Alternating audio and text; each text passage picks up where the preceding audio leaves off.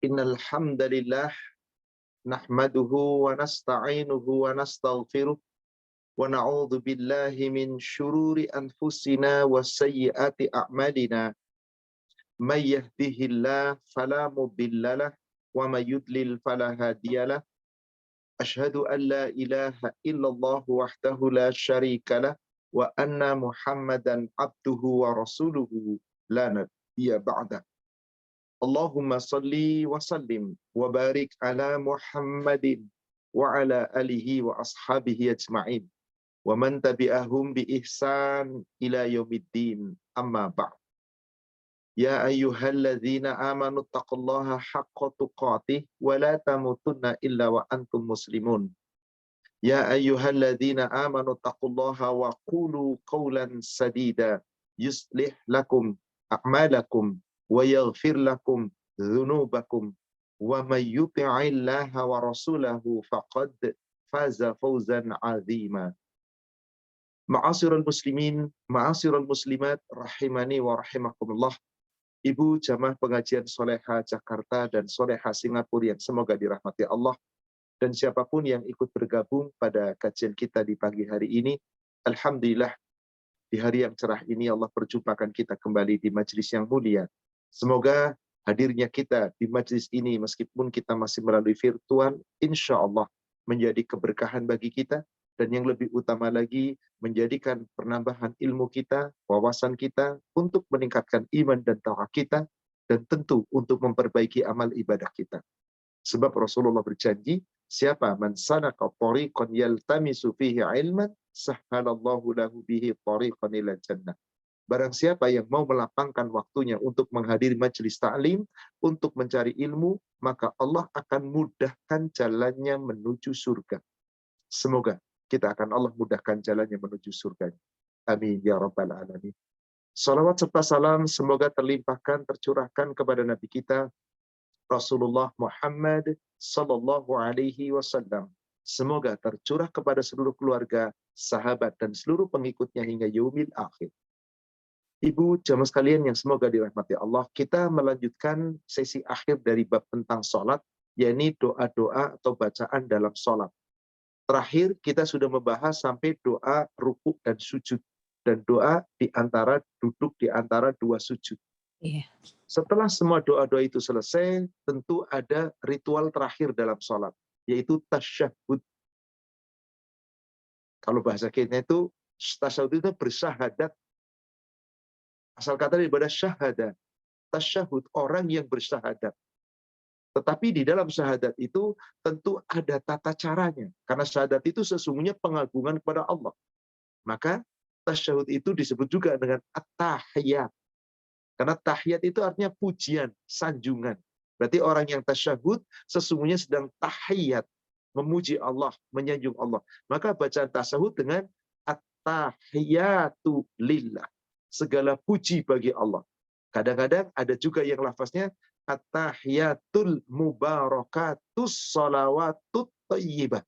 Dan lafaz ini ada dalam riwayat Imam Bukhari, ada dalam riwayat Imam Muslim, yang tentu lafaz itu adalah lafaz yang sahih. Insya Allah, semoga kita akan mempelajarinya dengan dalil-dalil yang sahih. Dengan itu kita yakin, inilah bacaan di dalam sholat sampai akhir, sampai salam, yang dicontohkan Nabi kita Muhammad sallallahu alaihi wasallam. Saudara seiman, mari kita buka tentang tasyahud, tata caranya. Ketika duduk dalam tasyahud sudah kita uraikan, kalau tasyahud awal duduknya iftirash. Kaki kanan didirikan, duduk di atas pinggul, di atas kaki kiri. Kemudian bagaimana cara meletakkan tangan? Baik di dalam tasyahud awal maupun tasyahud akhir sama. Sedangkan tasyahud akhir tawarruk, yaitu duduk di atas pinggul yang sebelah kiri dan kaki kirinya dikedepankan di bawah kaki kanan didirikan.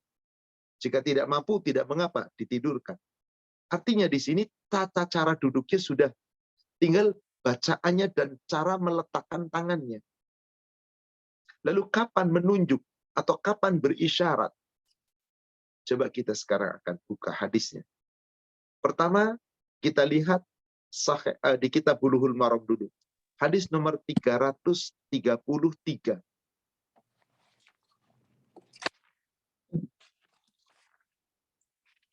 Bismillahirrahmanirrahim.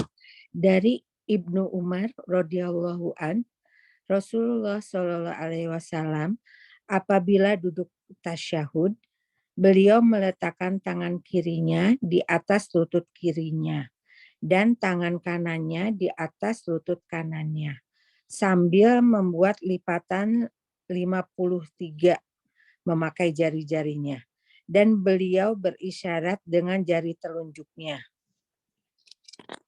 Di sini dilakukan kapan? Baik tasyahud awal maupun tasyahud akhir. Kapan jari telunjuk menunjuk atau berisyarat? Sejak awal.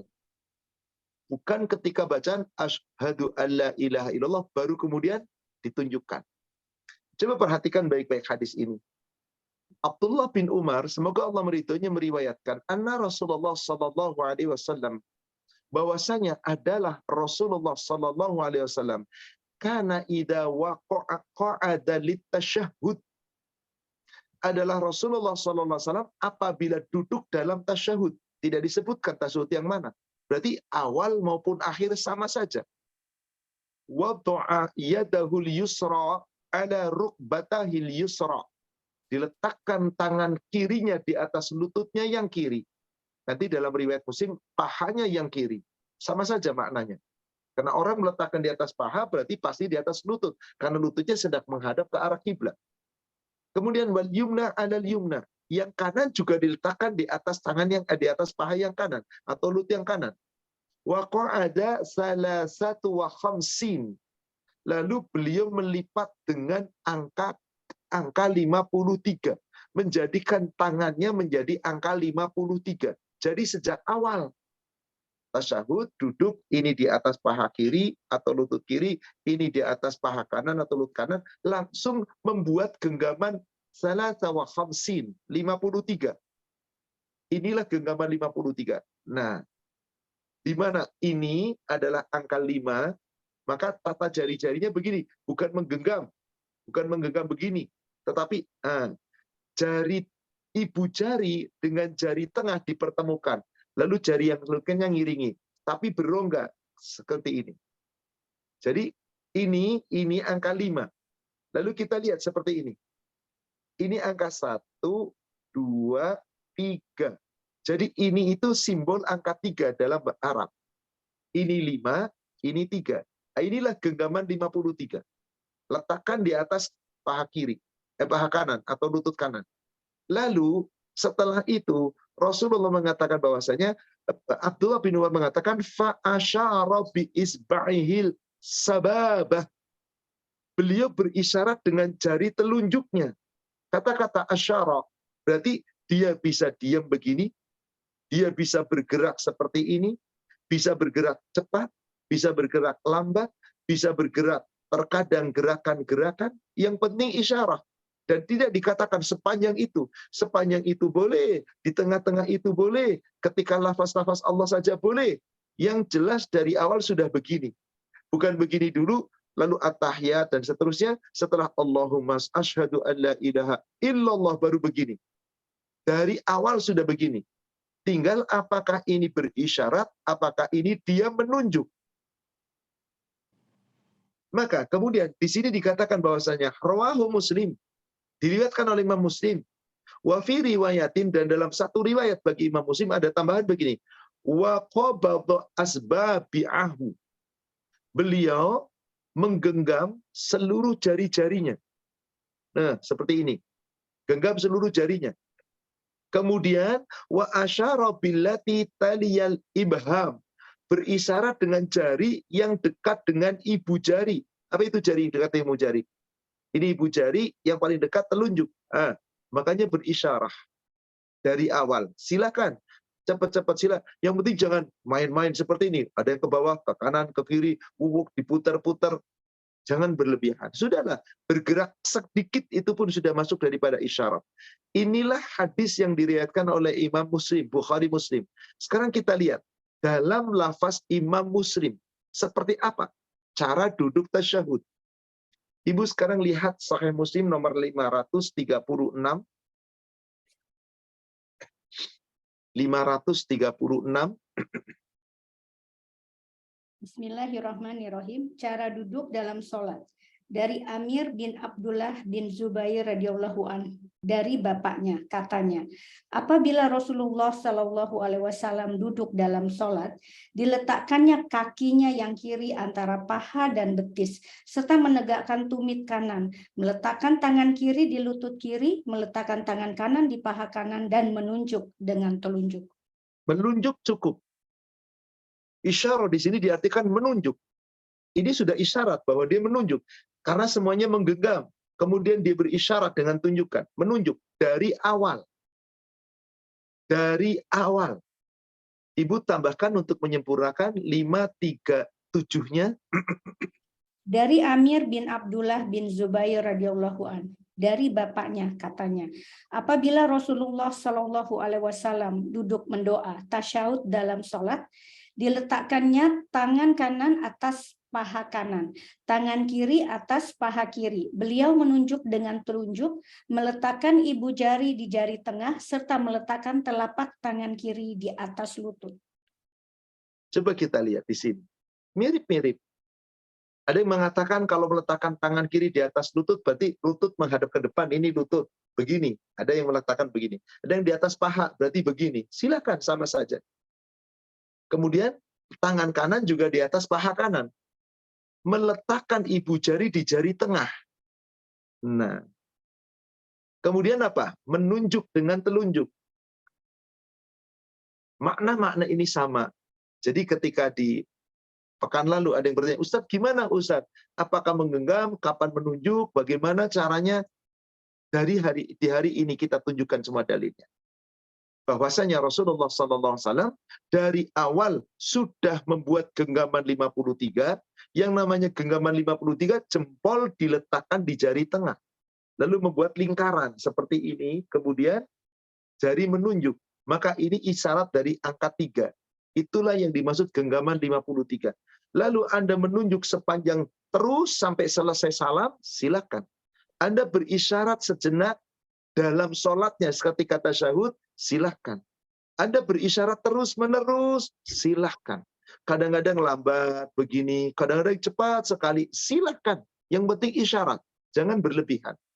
Tadi, jangan gerak sini, atas bawah, diputar-putar, sehingga seperti main-main, jangan. Sudahlah sekedar isyarat. Yang terpenting di sini Anda membaca doa dan mengikuti apa yang disampaikan oleh Rasul. Apa yang disampaikan oleh Rasulullah SAW. Inilah tata cara duduk dalam tasyahud. Sekarang kita akan membahas doa dalam tasyahudnya. Doanya. Doa ada beberapa lafaz. Ibu lihat berikutnya hadis nomor 334. Bulughul Maram 334. Dari Abdullah bin Mas'ud radhiyallahu an, dia berkata, Rasulullah Shallallahu alaihi wasallam pernah menengok ke arah kami lalu bersabda, apabila salah seorang di antara kalian sholat, maka hendaklah ia mengucapkan at-tahiyatulillah. Artinya, segala penghormatan hanya milik Allah dan juga segala pengagungan dan kebaikan. Semoga kesejahteraan terlimpahkan kepadamu, wahai Nabi, begitu juga rahmat dan keberkahannya. Dan semoga kesejahteraan terlimpahkan kepada kami dan hamba-hamba Allah yang soleh. Aku bersaksi bahwa tidak ada ilah yang berhak disembah kecuali Allah. Tidak ada sekutu baginya.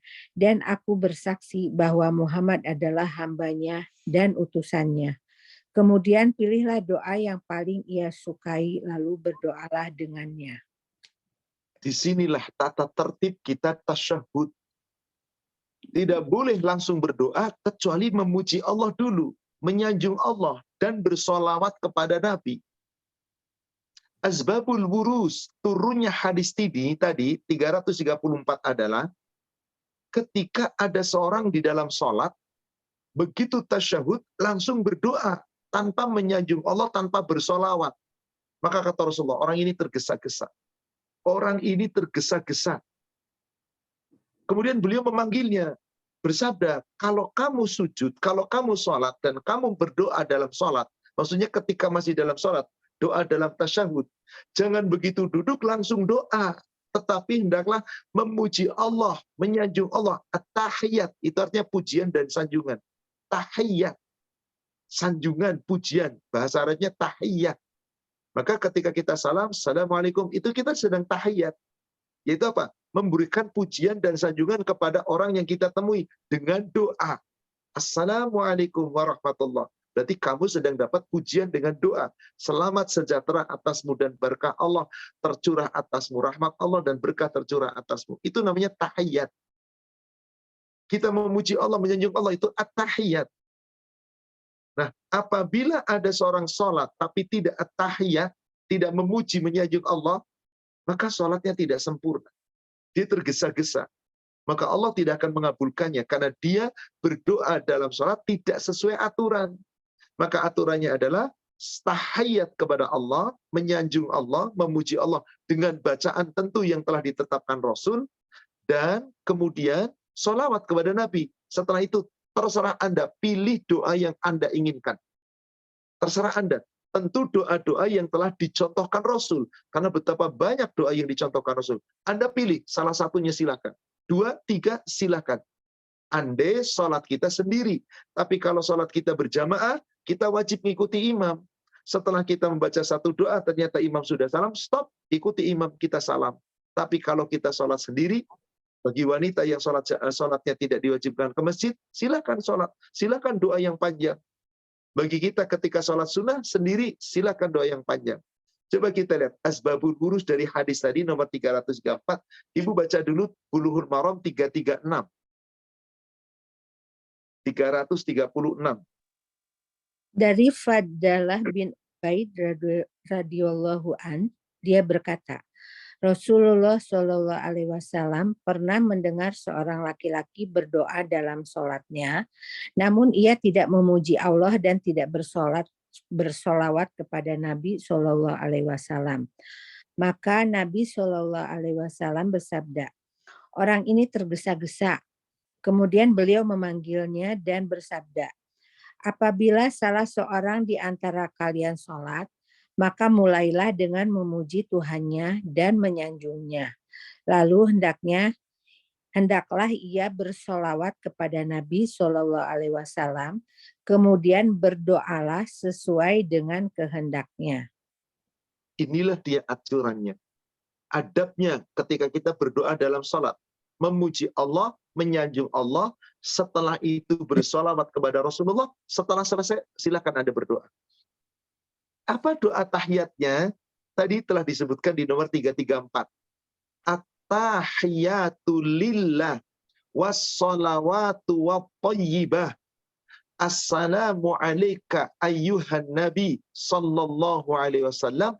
Assalamu alayna wa ala ibadillahi salihin. Ashhadu an la ilaha illallah wahdahu la syarikalah wa ashhadu anna Muhammadan abduhu wa rasuluh.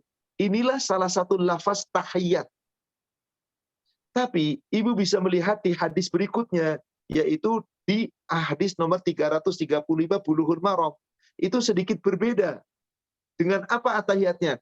At-tahiyatul mubarakatus salawatut thayyibatu lillah. Ini lafaz yang berbeda. At-tahiyatul mubarakatus salawatut thayyibatu lillah. Assalamu alayka ayyuhan nabi wa rahmatullahi wa barakatuh. Assalamu alayna wa ala ibadillahi salihin. Dan seterusnya.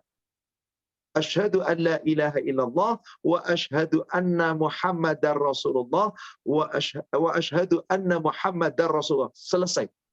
Baru setelah itu bersolawat.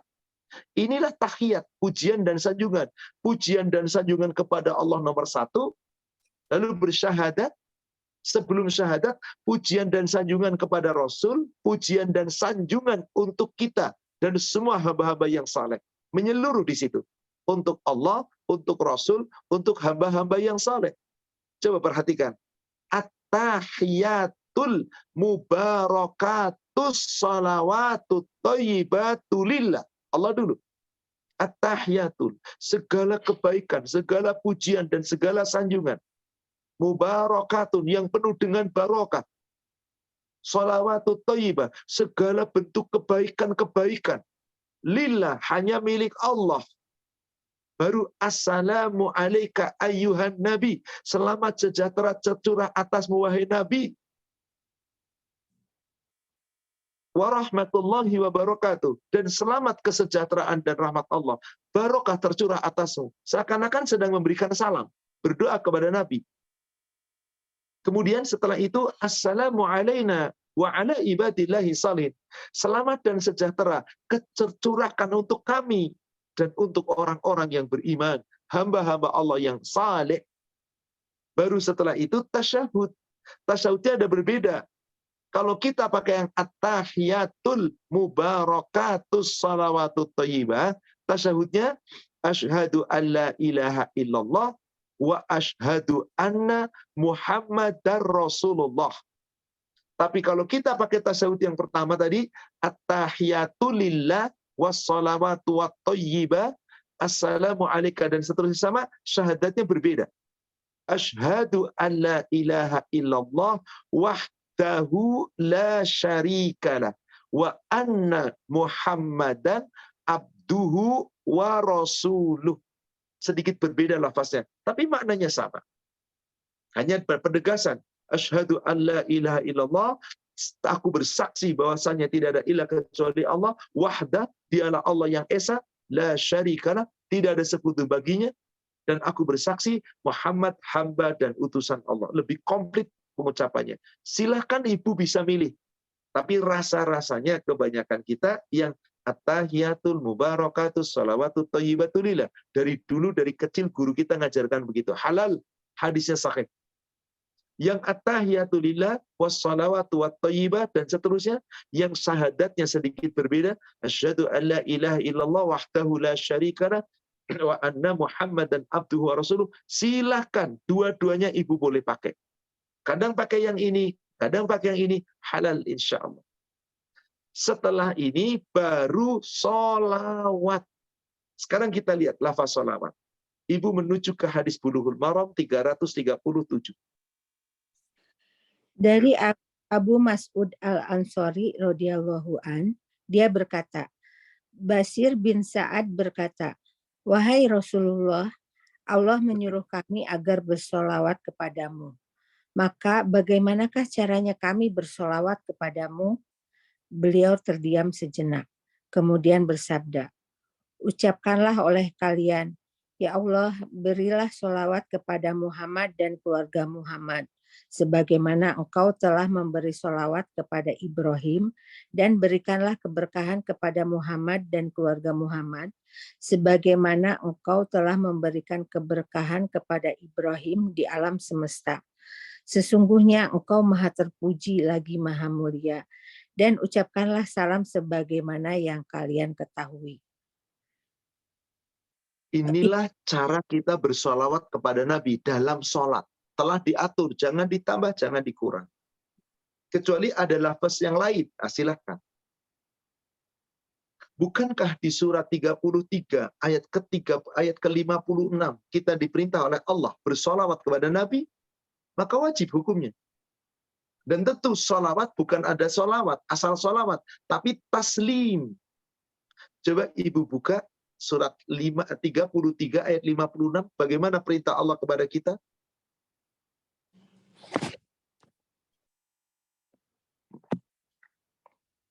Surat 5, Ustadz. Surat 33 ayat 56. 33 ayat 56. Bismillahirrahmanirrahim. Sesungguhnya Allah dan para malaikatnya bersolawat untuk Nabi. Wahai orang-orang yang beriman, bersolawatlah kamu untuk Nabi dan ucapkanlah salam dengan penuh penghormatan kepadanya. Perhatikan hal ini. Innallaha wa malaikatahu yusalluna 'alan nabi. Sesungguhnya Allah dengan para malaikatnya bersolawat kepada Nabi. Allah bersolawat kepada Nabi. Malaikat bersolawat. Ya ayyuhalladzina amanu. Hai orang-orang yang beriman. Sallu alaihi. Bersolawatlah kamu kepadanya. Sallu alaihi. Wasallimu. Yani dengan memberikan salam. Taslima. Dengan taslim. Dengan cara yang penuh penghormatan. Dengan cara yang tunduk. Dengan cara yang ikhlas. Berarti di sini yang nyuruh sholawat itu Allah. Maka sahabat ketika tahu bahwasanya sholawat diperintah oleh Allah, ada seorang sahabat yang namanya Bashir bin Sa'ad. Ketika itu tidak berani asal sholawat. Maka tadi di hadis nomor 337, Abi Mas'ud, yakni Abu Mas'ud, mengatakan bahwasanya qala Bashir bin Sa'ad. Ada seorang sahabat laki-laki yang namanya Bashir bin Sa'ad. Datang kepada Rasulullah SAW lalu berkata, Ya Rasulullah, wahai Rasulullah, amaranallahu an yusalli alaika. Allah telah perintahkan kepada kami agar kami bersolawat kepada Anda. Surat tadi, surat 33 ayat 56. Maka Bashir mengatakan, fakaifa nusalli alaika. Bagaimana caranya kami bersalawat kepada Anda? Tanya dulu tuh. Nggak pakai membuat-buat aturan sendiri. Tanya, gimana caranya kami sholawat? Rasul nggak langsung jawab. Fasakata sumakal. Diam sejenak Rasulullah. Baru setelah itu menjawab. Oh, berarti saat itu Rasul belum tahu cara yang benar. Tunggu wahyu. Disampaikan wahyu oleh Allah melalui malaikat Jibril. Maka beliau diam sejenak. Setelah dapat wahyu, baru mengatakan cara sholawat. Qulu, ucapkanlah olehmu di dalam sholawatmu itu. Allahumma salli ala Muhammad wa ala ali Muhammad. Wahai Allah, curahkanlah keselamatan, keberkahan atas Nabi Muhammad dan atas seluruh keluarga Muhammad. Kama sallaita ala Ibrahim, sebagaimana engkau telah berikan keberkahan dan kepada keluarga Nabi Ibrahim. Wa barik ala Muhammad wa ala ali Muhammad kama barakta ala Ibrahim. Ya Allah, berkahilah kepada Nabi Muhammad dan berkahi kepada seluruh keluarga Nabi Muhammad sebagaimana engkau telah memberkahi Nabi Ibrahim dan keluarganya. Fil alamina innaka hamidum majid. Dan sesungguhnya fil alamina innaka hamidum majid. Pujian dan sanjungan adalah segala-galanya untukmu ya Allah. Pujian dan sanjungan seluruh apa yang ada di dalam langit dan dunia ini. Di dalam semesta alam ini. Sanjungan yang segala-galanya untuk Allah. Maka, subhanallah, disinilah tata cara sholawat yang diajarkan Rasul. Jangan ditambah-tambahin. Ustadz, boleh nggak namain Sayyidina? Kan nggak ada di sini. Tapi kan Rasul memang Sayyid. Betul, Rasul Sayyid. Tapi Rasul mengajarkan kepada kita dalam sholat nggak pakai Sayyid. Di luar sholat kita menyebut bagaimana? Silakan Sayyidina Muhammad. Memang beliau Sayyid. Allahumma sholli ala Sayyidina Muhammad. Memang beliau Sayyid. Kita sholawat kepadanya dengan Sayyid. Di luar sholat. Karena di dalam sholat dan bersholawat itu sudah ditetapkan. Tapi ketika kita menyebut Sayyidina Muhammad, nggak ada masalah. Memang Nabi Sayyid. Tapi di dalam bersholawat nggak ada tambahan itu. Allahumma salli ala Muhammad wa ala ali Muhammad kama sallaita ala ali Ibrahim wa barik ala Muhammad wa ala ali Muhammad kama barakta ala ali Ibrahim fil alamina innaka hamidum majid. Silakan Ibu pilih yang mana. Dalam lafaz Bukhari, salawat ini lafaznya sedikit berbeda meskipun secara makna sama. Dan menggunakan kalimat fil alamininya tidak ada kata-kata fil, tetapi langsung innaka hamidum majid 2 kali. Ibu buka Sahih Bukhari nomor hadis 1477. Ini salah satu lafaz yang lain dalam bersalawat. Boleh pakai salawat yang ini silakan, lafaz yang lain silakan, selama memang itu contoh dari Nabi. Dan semua salawat yang telah dicontohkan Nabi tidak ada satupun dengan lafaz tambahan Sayyidina. Silakan 1477.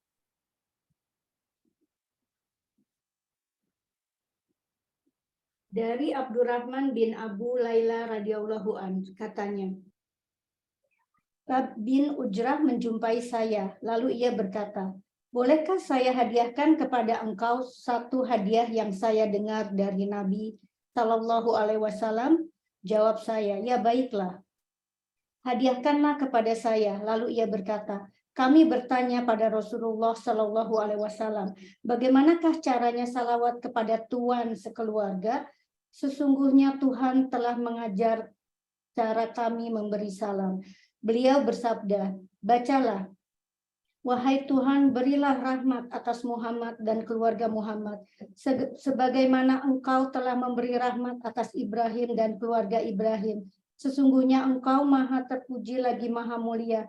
Wahai Tuhan, berilah keberkahan atas Muhammad dan keluarga Muhammad, sebagaimana Engkau telah memberi keberkahan atas Ibrahim dan keluarga Ibrahim. Sesungguhnya Engkau maha terpuji lagi maha mulia. Ibu bisa lihat lafaz bahasa Arabnya. Komplit di situ. Allahumma sholli ala Muhammad wa ala ali Muhammad kama shallaita ala Ibrahim wa ala ali Ibrahim innaka Hamidum Majid. Wa barik ala Muhammad wa ala ali Muhammad kama barakta ala Ibrahim wa ala ali Ibrahim innaka Hamidum Majid. Jadi dua kali, innaka Hamidum Majid. Sesungguhnya Engkau segala pujian dan sanjungan semua adalah milikmu. Silakan Bapak, Ibu sama sekalian, jamaah soleh yang semoga dirahmati Allah, pilih yang mana, terserah Anda. Yang pertama boleh, yang penting lihat di situ. Tidak ada satupun lafaz sholawat yang diajarkan Rasul kepada kita dengan tambahan Sayyidina. Ustadz, masa nggak boleh sih nambahan Sayyidina? Bukan urusan boleh nggak boleh, Ibu. Ini urusan ibadah. Yang nyuruh sholawat kita itu Allah. Kita sholawat harus dengan taslim. Taslim itu maknanya dengan cara yang ikhlas, penuh ketundukan, penuh pujian, yang sesuai dengan aturan. Taslima, ketundukan. Rasul sudah mencontohkan ini, sudah pasti benar. Gak usah ditambahin, gak usah dikurangin. Bagaimana Ustaz? Orang-orang yang membuat sholawat-sholawat menjadi sholawatan dengan ini. Silakan mereka membuat. Nggak pernah Rasul contohkan. Ada sholawat badar, sholawat nariyah, sholawat mujiat, sholawat tibul qulub, dan macam-macam. Silakan Anda buat, terserah Anda. Semua yang Anda buat akan dimintai tanggung jawab oleh Allah. Karena Rasulullah tidak pernah mencontohkan, tidak pernah mensyariatkan. Hanya orang-orang kesini aja. Imam yang 4 gak pernah berbuat sholawat selain dari Allah yang telah menentukan melalui Rasulnya. Silakan lafaznya banyak. Ada 3 atau 4 macam lafaz. Terserah Anda. Yang penting ikuti sholawat dari Rasul. Jangan dibuat-buat, jangan ditambahin, jangan digubah. Apalagi dengan nyanyian-nyanyian, berdendang, bernari-nari, dengan iringan musik. Na'udzubillah wal'iyyadubillah. Ini terjadi, saudara sekalian.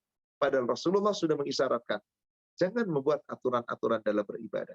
Baik, setelah selesai sholawat, lafaz yang manapun silakan Ibu pilih.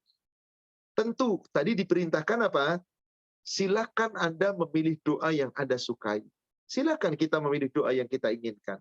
Setelah kita tadi, ututannya adalah at-tahiyat, memuji dan menyanjung Allah kepada Rasul, kepada semua orang-orang saleh, lalu bersolawat kepada Nabi. Inilah aturannya orang berdoa.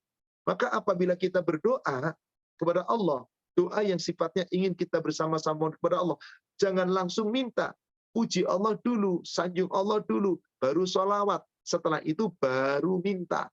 Kecuali yang doa-doa masalah yang sifatnya kadang-kadang kita ingin kebaikan sejenak, silakan langsung berdoa, tidak masalah, insya Allah. Tapi kalau kita bersungguh-sungguh dalam berdoa, hendaklah sanjung Allah, puji Allah, sholawat kepada Nabi, pilih doa yang mana yang ini kamu usahakan. Insya Allah. Wallahu a'lam.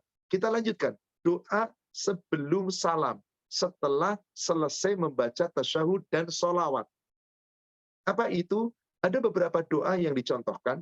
Silakan bisa mana saja. Salah satunya silakan lihat hadis 338, Bulughul Maram. 338, Bulughul Maram.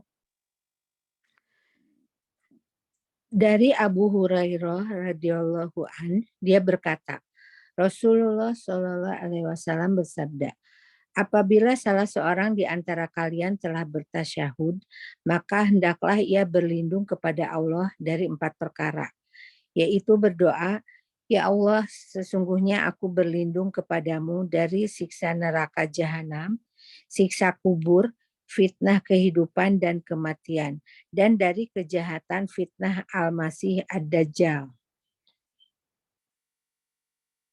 Silahkan, kita jangan tinggalkan doa ini. Karena Nabi SAW tidak pernah meninggalkan doa ini. Idza tasyahhuda ahadukum, apabila salah seorang di antara kamu bertasyahud, fal yasta'id billah min arba', hendaklah kamu berdoa memohon kepada Allah perlindungan dari 4 perkara. Ada perintah di situ.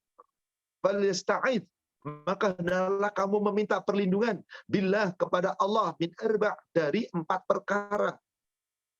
Allahumma inni a'udzubika min adzabin nar wa min adzabil qabr wa min fitnatil mahya wal mamat wa min syarri fitnatil masihid dajjal. Karena setiap orang pasti akan terkena fitnah 4 ini. Fitnah dajjal sepanjang kita kehidupan. Dajjal adalah pengkhianat. Dajjal adalah orang yang paling durhaka kepada Allah. Dajjal tidak pernah berbuat kebaikan. Fitnah Dajjal maknanya adalah fitnah ketika kita mengkhianati aturan Allah, meninggalkan perintah Allah, mengabaikan larangan Allah, tidak ikut aturan Allah. Itu salah satu fitnah Dajjal. Dan fitnah kehidupan apa lagi? Fitnatil mahya wal mamat. Fitnah kehidupan. Fitnah dengan dunia dan seisinya. Fitnah dengan rayuan-rayuan wanita. Fitnah dengan bagaimana laki-laki kemudian juga merayu-rayu wanita. Fitnah dengan kedudukan, kekayaan. Fitnah dengan anak-anak. Itu semuanya fitnah. Bukankah Allah yang mengatakan itu? Innama amwalukum wa auladukum fitnah. Sesungguhnya hartamu, kekayaanmu, anak keturunanmu, keluargamu itu fitnah. Cobaan. Dan kita selama hidup akan mendapatkan fitnah itu. Wal mamat. Dan fitnah kematian. Di saat menjelang sakratul maut. Di saat kita dikubur. Bukankah ada fitnah kubur? Maka kita berlindung, diawali dengan berlindung dari azab neraka, berlindung dari azab kubur, kemudian berlindung dari fitnah kehidupan dan kematian, dan berlindung dari fitnah Dajjal. Di sini 4 perkara ini Rasul nggak pernah tinggalkan. Maka ibu jangan tinggalkan, hafalkan doa ini. Allahumma inni a'udzubika min azabin nar wa min azabil qabr wa min fitnatil mahya wal mamat wa min syarri fitnatil masihid dajjal. Berlindunglah dengan ini, insya Allah. Semoga Allah melindungi kita. Karena memang Rasulullah SAW mengajarkan kepada kita. Dan Rasul tidak pernah meninggalkan doa ini dalam sholat. Maka beliau mengajarkan kepada kita. Kemudian doa yang lain, silakan berikutnya 339. Dari Abu Bakar As-Siddiq radhiyallahu an, bahwasanya ia pernah berkata kepada Rasulullah SAW, ajarkanlah kepadaku sebuah doa yang bisa aku baca di dalam sholatku. Beliau bersabda, ucapkanlah, ya Allah, sesungguhnya aku telah banyak menzalimi diriku, dan tidak ada yang mampu mengampuni dosa-dosaku, melainkan Engkau. Maka ampunilah aku dengan pengampunan dari sisimu, dan rahmatilah aku. Sesungguhnya Engkau Maha Pengampun, lagi Maha Penyayang. Inilah doa yang Rasulullah ajarkan kepada mertua beliau, Abu Bakar As-Siddiq. Ketika Abu Bakar As-Siddiq minta diajarkan doa dalam sholat. Minta kepada Nabi SAW. Ya Rasulullah, alimni doa. Idza allamtani fad'u biha bis salat. Wahai Rasulullah, tolong ajarkan kepadaku doa. Coba lihat, mertua manggil anaknya ya Rasulullah. Bukan, hei Muhammad, enggak begitu. Betapa Rasulullah dihormati, meskipun oleh mertuanya sendiri. Bukan berarti Rasulullah ingin dihormati, tidak. Tetapi Allah perintah berlaku seperti itu kepada Nabi. Enggak ada sahabat yang berani menyebut nama Muhammad. Kecuali dengan gandengan Rasulullah. Ya Rasulullah, Muhammad sallallahu alaihi wasallam. Artinya di sini penghormatan yang harus kita sampaikan. Tentu dengan taslim tadi. Maka ketika itu Rasulullah mengajarkan, qul, maka doalah, berdoalah. Allahumma inni zalamtu nafsi zulman katsira. Ya Allah, sesungguhnya aku telah banyak mendolimi diri sendiri. Dolim kepadaku sendiri. Zulman katsira, dengan kedoliman yang sangat banyak. Wala yaghfiru dzunuba illa anta. Sedangkan tidak ada yang bisa mengampuni segala kesalahan dan dosa-dosaku, ya Allah. Segala kedolimanku, ya Allah. Illa anta, kecuali hanya Engkau. Faghfir li maghfiratan min indika. Maka ya Allah, ampunilah aku satu ampunan yang aku dapatkan dari sisimu. Warhamni, dan rahmatilah aku ya Allah. Innaka antal ghafurur rahim. Sesungguhnya Engkau Maha Pengampun, Engkau Maha Penyayang. Ini doa yang betul-betul Rasulullah ajarkan kepada mertuanya, dan sejak saat itu Abu Bakar tidak pernah meninggalkan doa ini. Allahumma inni zalamtu nafsi zulman katsira wa la yaghfiru dzunuba illa anta faghfir li maghfiratan min indika innaka antal ghafurur rahim. Bukankah kita sangat butuh ampunan? Kalau kita senantiasa dalam sholat seperti ini, bukankah sholat kita menggugurkan dosa-dosa kita dari satu sholat ke sholat berikutnya, satu sholat ke sholat berikutnya? Maka betapa banyak lafaz-lafaz dalam doa di dalam sholat permohonan ampun. Dari mulai istiftah sudah kita bahas. Allahumma ba'id baini wa baina. Ya Allah, minta dijauhkan dosa-dosa. Atau istiftahnya Rasul ketika tasahud. Allahumma antal maliku la ilaha illa anta. Anta rabbi wa ana abduka. Zalamtu nafsi wa taraftu bidhambi. Faghfir li dhunubi jami'a. Minta ampun. Lagi ruku atau sujud. Lagi ruku atau sujud. Kan permintaannya apa? Subhanaka Allahumma rabbana wa bihamdika. Allahumma firli. Duduk antara dua sujud, Rabbi firli warhamni wahdini wa'afini warzuqni. Tasyahud setelah memuji Allah, menyanjung Allah, memuji Rasul dan memuji dan mendoakan sesama orang beriman, bersalawat kepada Nabi, kemudian minta perlindungan pada Allah dari bencana dari neraka, bencana alam kubur, bencana fitnahnya dunia dan kehidupan dan kematian, bencana fitnah dajjal. Lalu kita berlindung pula pada Allah, minta ampun lagi, subhanallah. Inilah doa-doa di dalam sholat yang Rasulullah telah ajarkan kepada kita melalui orang-orang terpercaya. Dan semua yang kita bahas ini hadisnya sahih. Insya Allah. Riwayatnya semua Bukhari, Muslim, Bukhari, Muslim, Bukhari, Muslim. Ada beberapa riwayat yang lain, tapi ini terkuat. Dan riwayat yang mereka sama. Dan ketika berdoa dengan lafaz yang lain, dalam berlindung kepada Allah, dalam tasyahud, dari fitnah, boleh dengan doa-doa yang lain, ada beberapa lafaz. Anda, ibu, bisa pilih lafaz yang manapun. Tadi, silahkan kamu berdoa dengan doa yang manapun yang kamu sukai. Selama ada contohnya dari Rasul. Bukan doa sesuai inginan kita, bukan. Selama ada contohnya dari Nabi. Contoh tadi, hadis nomor 338. Itu kan Rasulullah SAW memerintahkan kepada kita doa supaya kita berlindung dari 4 kan? Nah, doa berlindung dari 4 perkara ada beberapa lafaz, Ibu. Coba Ibu buka hadis nomor 547. Sahih Muslim.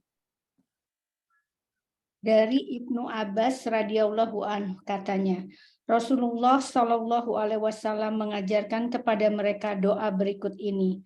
Seperti halnya beliau mengajarkan Al-Qur'an. Sabda beliau, bacalah, Allahumma inna na'udzubika min adzabi jahannam wa a'udzubika min adzabil qabr wa a'udzubika min fitnatil masiihid dajjal wa a'udzubika min fitnatil mahya wal mamat. Artinya apa di sini? Ada sedikit perubahan susunan kan? Kalau tadi di Bihul Maram, Allahumma inni a'udzubika min adzabi jahannam wa min adzabil qabr wa min fitnatil mahya wal mamat wa min syarri fitnatil masiihid dajjal. Sekarang sedikit dirubah. Allahumma inni a'udzubika min adzabi jahannam wa a'udzubika min adzabil qabr wa a'udzubika min fitnatil mahya wal mamat wa a'udzubika min syarri fitnatil masiihid dajjal. Silakan. Lafaz-lafaz ini boleh. Atau dengan tambahan-tambahan yang lain. Boleh, nggak ada masalah. Ibu lihat ke yang sebelumnya. 546. Rasul di dalam tasyahud berdoa nambahin dengan berlindung dari bahaya hutang. Padahal Rasul nggak punya hutang, tapi berlindung dari bahaya hutang. Kenapa? Coba Ibu baca 546-nya. Dari Aisyah radhiyallahu anha, istri Nabi Shallallahu alaihi wasallam, katanya, Nabi Shallallahu alaihi wasallam senantiasa berdoa dalam salat. Allahumma inni a'udzubika min adzabil qabr wa a'udzubika min fitnatil masiih dajjal wa a'udzubika min fitnatil mahya wal mamat.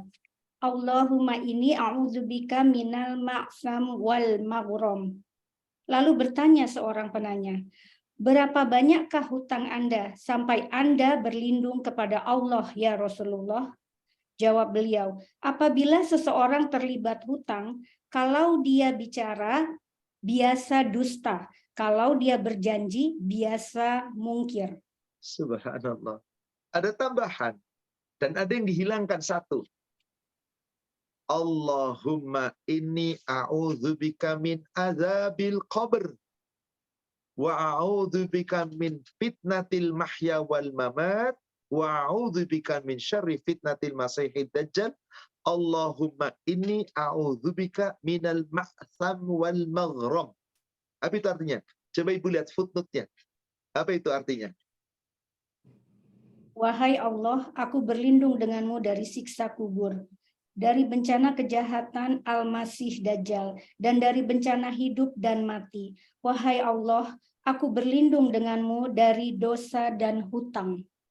Dari bahaya perbuatan dosa dan bahaya perbuatan hutang. Rasul punya hutang enggak? Enggak. Pernah Rasul ngutang sama orang Yahudi enggak dikasih. Kalau toh Rasul hutang bukan pribadi, untuk perang. Utang onta untuk perang. Dan menjelang wafat Rasul, Rasul tidak punya apa-apa untuk hidup istrinya. Karena saat itu sibuk Rasulullah dengan apa?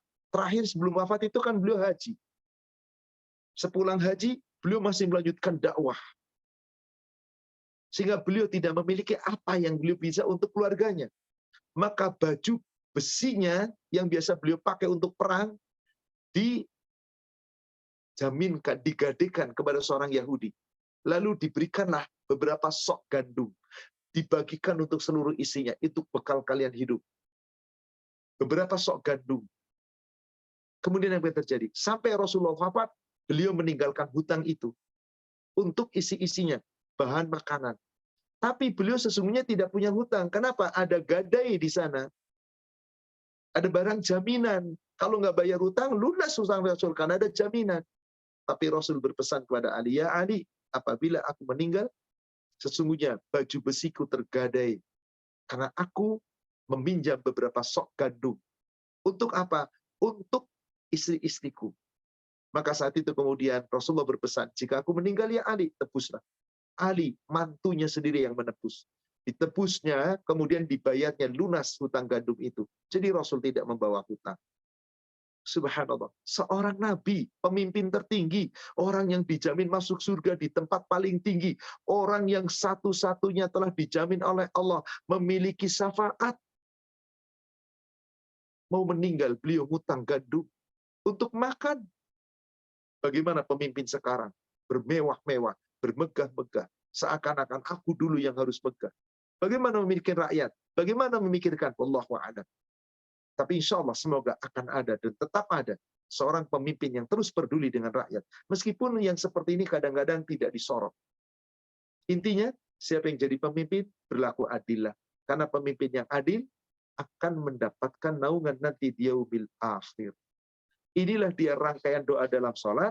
Setelah itu semuanya selesai, maka ucapkanlah salam.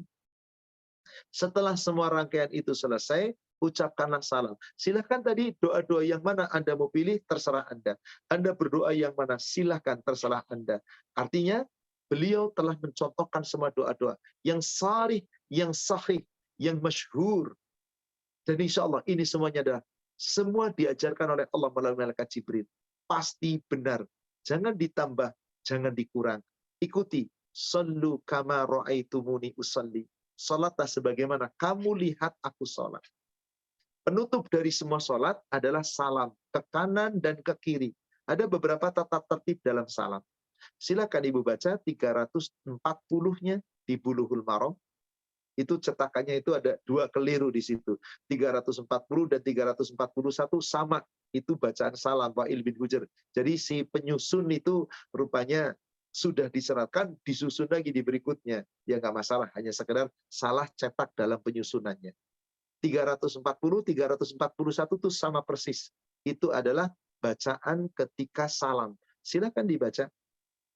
Dari Wa'il bin Hujr radhiyallahu an, dia berkata, aku pernah sholat bersama Nabi Shallallahu Alaihi Wasallam. Beliau mengucapkan salam ke sebelah kanannya, Assalamualaikum warahmatullahi wabarakatuh, dan mengucapkan salam ke sebelah kiri, Assalamualaikum warahmatullahi wabarakatuh. Nabi Shallallahu Alaihi Wasallam ketika menyudahi salam, beliau menjawabnya dengan dia mengucapkan dengan komplit. Wa'il bin Hujr yang mengatakan, Shallaitu ma'a Rasulullah sallallahu alaihi wasallam summa yusallim al-yumna wal yusra. Dengan ucapan komplit. Assalamualaikum warahmatullahi wabarakatuh. Assalamualaikum warahmatullahi wabarakatuh. Komplit salam yang sempurna. Boleh, ini yang bagus. Ustadz, kalau assalamualaikum warahmatullahi saja nggak masalah. Karena ini pun ada dalilnya. Sekarang Ibu lihat ke Sahih Muslim. Nomor hadis di 538. Dari Abu Ma'mar radhiyallahu an katanya, seorang amir di Mekah menyudahi sholat dengan 2 kali salam. Maka bertanya Abdullah, dari mana Anda peroleh cara begitu? Kata Al-Hakam di dalam hadisnya. Sesungguhnya Rasulullah Shallallahu Alaihi Wasallam melakukan seperti itu. Rasul yang melakukan. Kanan kiri. Bukan kanan wajib, kiri sunnah. Enggak. Dua-duanya. Ke kanan dan ke kiri. Dan ini langsung dari Rasul. Dan jangan cuma begini. Tapi tengok sampai ke belakang. Sebelah kanan. Sehingga pipi kita ini terlihat oleh orang yang di belakang kita. Bukan cuma Assalamualaikum. Tapi Assalamualaikum. Assalamualaikum. Pipi kanan kita terlihat oleh orang yang di sebelah kanan dan di belakang kita. Lihat Ibu, hadis berikutnya. 539. Dari Amir bin Sa'ad radhiyallahu anhu, dari bapaknya, katanya, aku melihat Rasulullah Shallallahu Alaihi Wasallam memberi salam ke kanan dan ke kiri sehingga terlihat olehku putih pipinya. Putih pipinya. Jadi putih pipi beliau itu sampai terlihat putih. Berarti salam betul-betul mendoakan semua yang di kanan kita dan yang ada di belakang kita. Demikian pula yang di sebelah kiri dan di sebelah belakang kita. Jangan cuma Assalamualaikum. Tapi nengok. Ingat, semua gerakan sholat itu seperti peregangan. Kalau Ibu nengok begini, ini disyaratkan terakat. Kemudian bagian di sini tulang leher juga beda dengan Assalamualaikum. Assalamualaikum. Nggak berasa, tapi Assalamualaikum warahmatullahi wabarakatuh. Assalamualaikum warahmatullahi wabarakatuh. Ada pula yang Assalamualaikum warahmatullahi wabarakatuh, diam sejenak, Assalamualaikum warahmatullahi wabarakatuh. Silakan. Itu di situ tidak disebut. Yang penting salam ke kanan dan ke kiri 2 kali salam. Itulah sunnah Nabi dalam salam. Atau lihat hadis yang sebelumnya atau hadis berikutnya yang jauh sebelumnya 384 Sahih Muslim.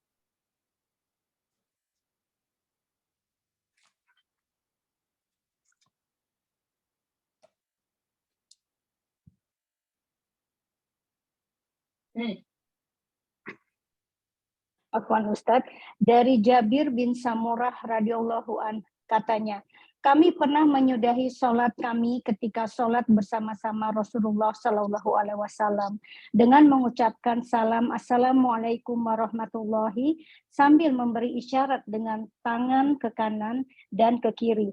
Maka bersabda Rasulullah Shallallahu Alaihi Wasallam, mengapa Anda memberi isyarat dengan tangan ketika mengucapkan salam seperti ekor kuda binal?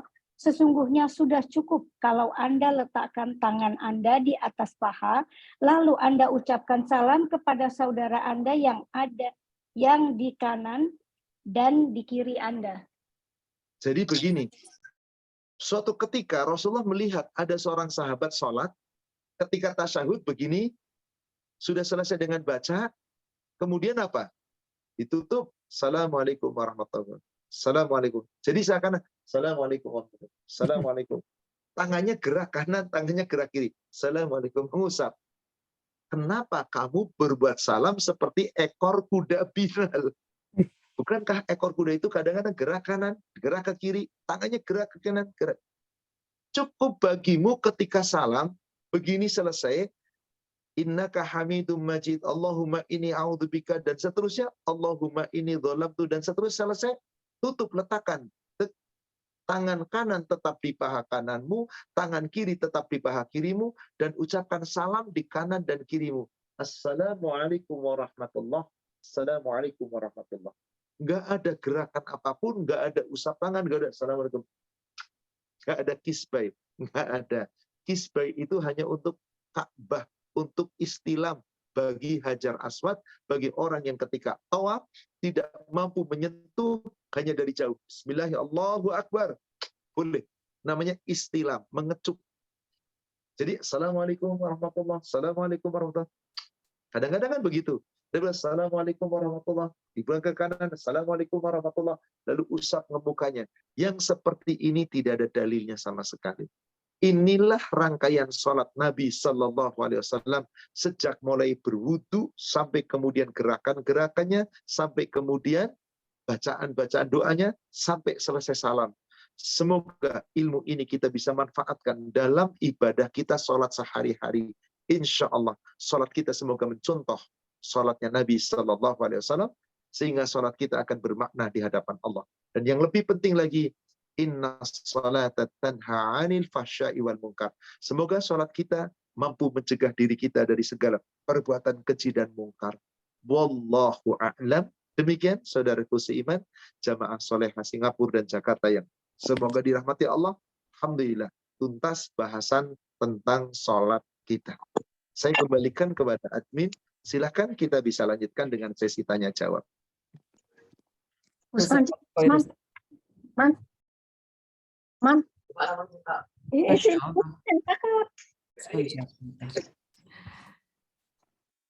Masya Allah, subhanallah. Semoga sholat kita makin sempurna ya Ustaz, sesuai dengan ketentuan Al-Quran dan hadis. Insya Allah, insya Allah. Baiklah, kita langsung menuju sesi tanya jawab yang akan dipandu oleh Ibu Julia. Silahkan Ibu Julia. Bu Fitri, bismillahirrahmanirrahim. Ada beberapa pertanyaan yang sudah masuk ke chatbox saya, Ustaz. Pertanyaan pertama, bismillahirrahmanirrahim. Ustaz, kalau kita tidak hafal bacaan sholat atau bacaan surat Al-Quran, bolehkah Al-Quran atau bacaan sholat kita baca dari buku yang diletakkan di samping kita atau di depan kita? Andai kata Anda sedang dalam belajar, semoga dimaafkan. Andai kata sedang dalam belajar, semoga dimaafkan. Tapi kan tentu proses belajar ada waktu. Katakanlah Anda seorang mu'allaf, atau Anda baru tahu nih sekarang bahwa betapa penting harus hafal dan paham. Sekarang saya ingin belajar. Belum mampu, sehingga saya harus meletakkannya di depannya. Semoga dimaafkan. Karena Allah Maha tahu tentang apa yang kita belum mampu. Tapi wajib Anda harus belajar. Jangan mengatakan saya nggak mampu menghafal. Jangan. Nanti Anda suuzon kepada Allah. Aduh, saya udah tua nih. Umur saya udah di atas 40, 50, nggak bisa ngapalin. Anda suuzon sama Allah. Nanti kamu akan bersama. Allah bersama bagaimana persangkaan hambanya. Saya ngomong, saya nggak bisa nih, saya nggak bisa ngapal. Anda nggak akan bisa selamanya. Karena Anda sudah pesimis dan suuzon kepada Allah, dan Anda menyangka kalau sudah umur sekian nggak bakal bisa ngapal. Jangan. Ingat Nabi. Beliau menjadi Nabi diangkat ketika usia 40 tahun. Sampai umur 53 tahun, 13 tahun, beliau mendapat wahyu lebih kurang sekitar 4-5 juz. Yang makkiyah itu nggak banyak, 4-5 juz paling banyak. Sampai usia beliau 53. Usia 53 sampai 63, 10 tahun. Paling banyak turun Quran adalah ketika usia beliau sudah mendekati usia 60 tahun. 24 juz hafal beliau. Kan Nabi, inilah kadang-kadang kita suka menghindar. Nabi manusia biasa seperti kita. Sahabat Rasul yang usianya 60 tahun masuk Islam. Kemudian menghafal. Beliau bisa hafal 30 juz. Kan sahabat Lagi-lagi inilah dalih kita. Sama, kita manusia biasa. Sebetulnya yang menyebabkan kita bisa hafal atau tidak, kemauan. Anda punya kemauan atau tidak. Jadi mohon maaf bagi ibu yang bertanya, apabila memang belum mampu, ya sudah, belum mampu, Allah tidak memaksa. Tapi sampai kapan kata-kata belum mampu? Apakah selamanya? Kalau selamanya berarti Anda tidak mau mampu. Maka wajib Anda belajar. Hafalin. Sholat aja yang penting. Semua doa-doanya yang telah kita uraikan. Baik itu bacaan Fatihah, wajib hafal. Bacaan surat-surat pendek, wajib hafal. Yang Anda mampu, silakan bacaan doa dari mulai takbiratul ihram, istiftah sampai salam, sebelum salam, hafalkan. Insya Allah dalam waktu 1 bulan paling lama. Kalau Anda serius, saya yakin pasti bisa. Yang penting jangan suuzon kepada Allah. Kita minta, ya Allah, berikan aku kemampuan untuk menghafal. Insya Allah. Ada salah satu doa yang kita bisa baca sebelum kita belajar. Doa ini betul-betul kita pahami dan kita amalkan. Bismillah, insya Allah Allah berikan kemahaman. Insya Allah. Apa doanya? Coba dibuka hadis nomor 1600, di sana 1509, 1601, 1611. Maaf Ustadz, di mana? Di Bulumaram? Di Bulughul Maram, afwan. Dari Anas radhiyallahu an, dia berkata, Rasulullah Shallallahu alaihi wasallam pernah berdoa, "Ya Allah, berikanlah manfaat kepadaku dengan ilmu yang Engkau ajarkan kepadaku. Ajarilah aku sesuatu yang bermanfaat kepadaku dan karuniakanlah kepadaku ilmu yang bermanfaat bagiku." Ibu, sebelum menghafal, sebelum kajian, sebelum membaca Quran, atau apapun kita ingin belajar ilmu, tolong ini dibaca doanya. Allahumma anfa'ni bima 'allamtani wa'allimni ma yanfa'uni warzuqni ilman yanfa'uni. Ustaz belum hafal, nyontek nggak apa-apa. Contek bacaan doanya. Ya Allah, berikan manfaat ya Allah dari ilmu yang Kau ajarkan kepada aku. Ya Allah, ajarkan aku ilmu yang bisa membawa manfaat untukku ya Allah. Manfaat untuk duniaku dan akhiratku tentu saja. Warzuqni ilman, ya Allah berikan kepadaku rizki berupa ilmu yanfa'uni, ilmu yang bermanfaat untukku. Ibu, bacalah doa ini. Minta ketuhanan kepada Allah. Mulai hafalkan, insya Allah. Saya yakin 1 bulan maksimal Anda hafal bacaan sholat. Saya yakin, betul. Kalau Anda sungguh-sungguh, jangan suuzon kepada Allah. Karena Rasul telah bersabda, bahkan melarang kita suuzon. Kalau katakan, saya nggak bisa Ustadz, saya nggak bisa ngapalin Ustadz, Anda sudah suuzon. Anda sudah diberi otak, Anda sudah diberi hati nurani, dikasih mata, dikasih pendengaran. Jangan suuzon, tapi yakinlah Allah akan memberi aku kemampuan. Coba Ibu lihat, di Sahih Muslim, nomor hadis 2451. Di situ Rasulullah berwasiat 3 hari sebelum beliau wafat. Silakan. Muslim 2451.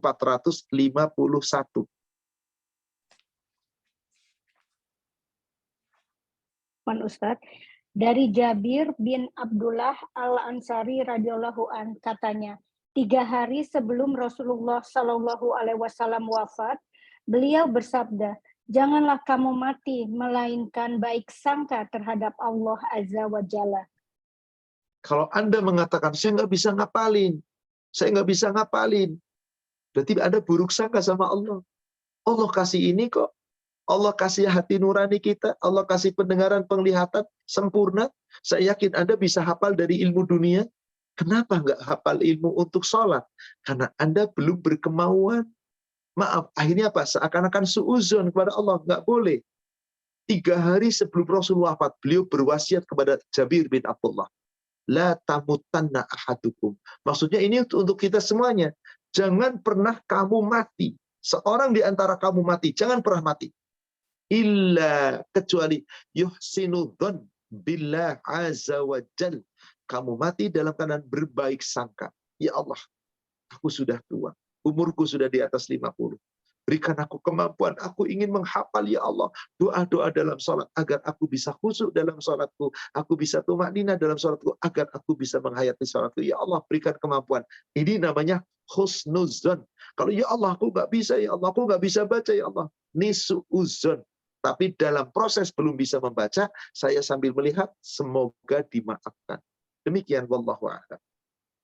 Alhamdulillah. Syukur, Ustaz. Pertanyaan berikutnya akan ditanyakan langsung oleh Ibu Tati Suryati. Silakan Bu Tati, bisa tanya langsung ke Ustadz Ahmad. Assalamualaikum Ustadz. Anak saya mau Waalaikumsalam. nanya boleh? Boleh, silakan. Assalamualaikum Ustaz. Baik, silakan. Ustaz, Yang keras atau ngomong ya. kalau saya mau imamkan solat, lepas tu saya terkentut macam mana lepas tu?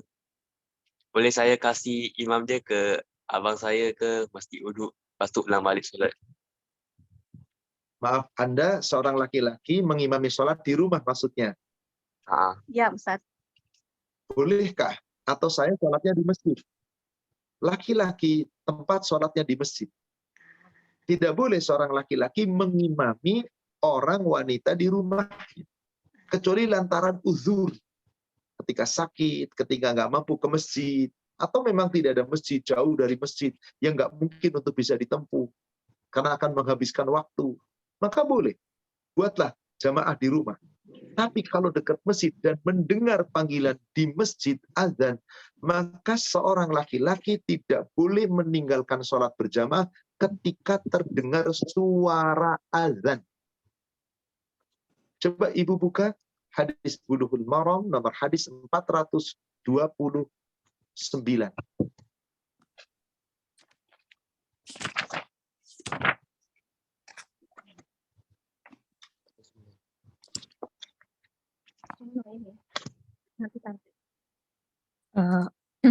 Dari Ibnu Abbas radhiyallahu an, dari Nabi Shallallahu alaihi wasallam, beliau bersabda, barang siapa yang mendengar azan namun ia tidak mendatanginya, maka tidak ada sholat baginya kecuali bila ada uzur.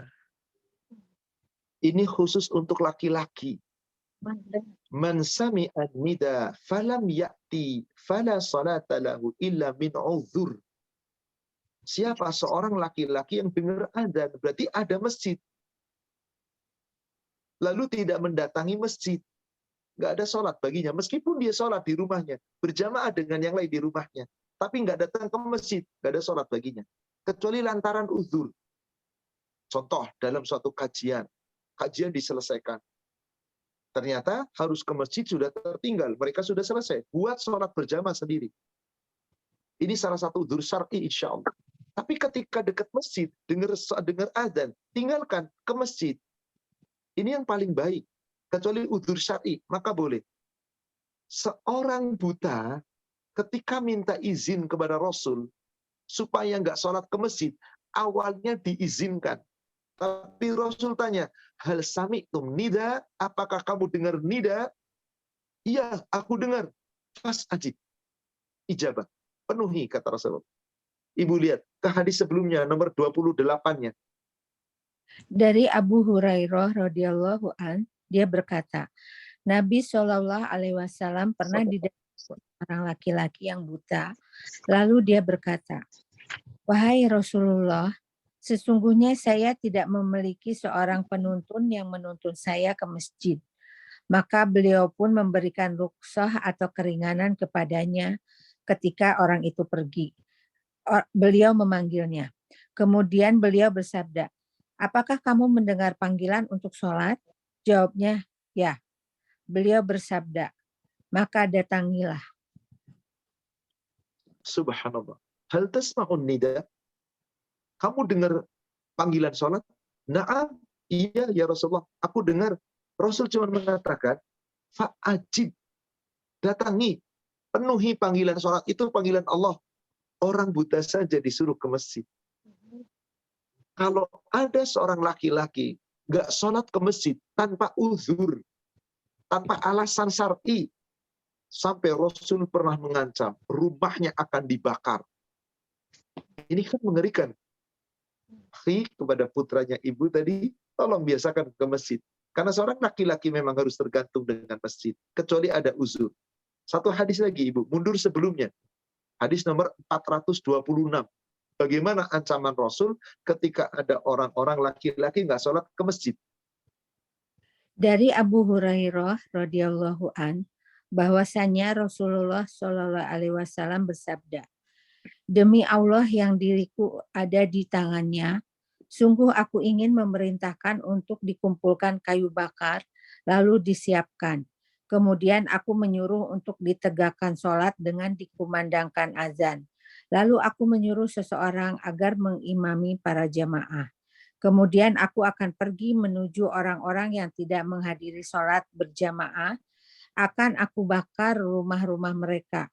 Demi Allah yang diriku ada di tangannya, seandainya salah seorang di antara mereka mengetahui bahwa ia akan mendapatkan tulang yang berdaging empuk atau daging yang berada di antara tulang rusuk, tentu mereka akan mendatangi sholat Isya secara berjamaah. Subhanallah. Mau dibakar rumahnya oleh Rasul. Maka seluruh ulama 4 mazhab mengatakan wajib sholat berjamaah bagi laki-laki kecuali yang punya uzur, maka tidak wajib. Demikian, semoga untuk putranya ibu bisa menjadi jelas, dan semoga dengan ini yakin bahwasanya laki-laki kewajibannya adalah ke masjid. Wallahu a'lam. Silakan yang lain.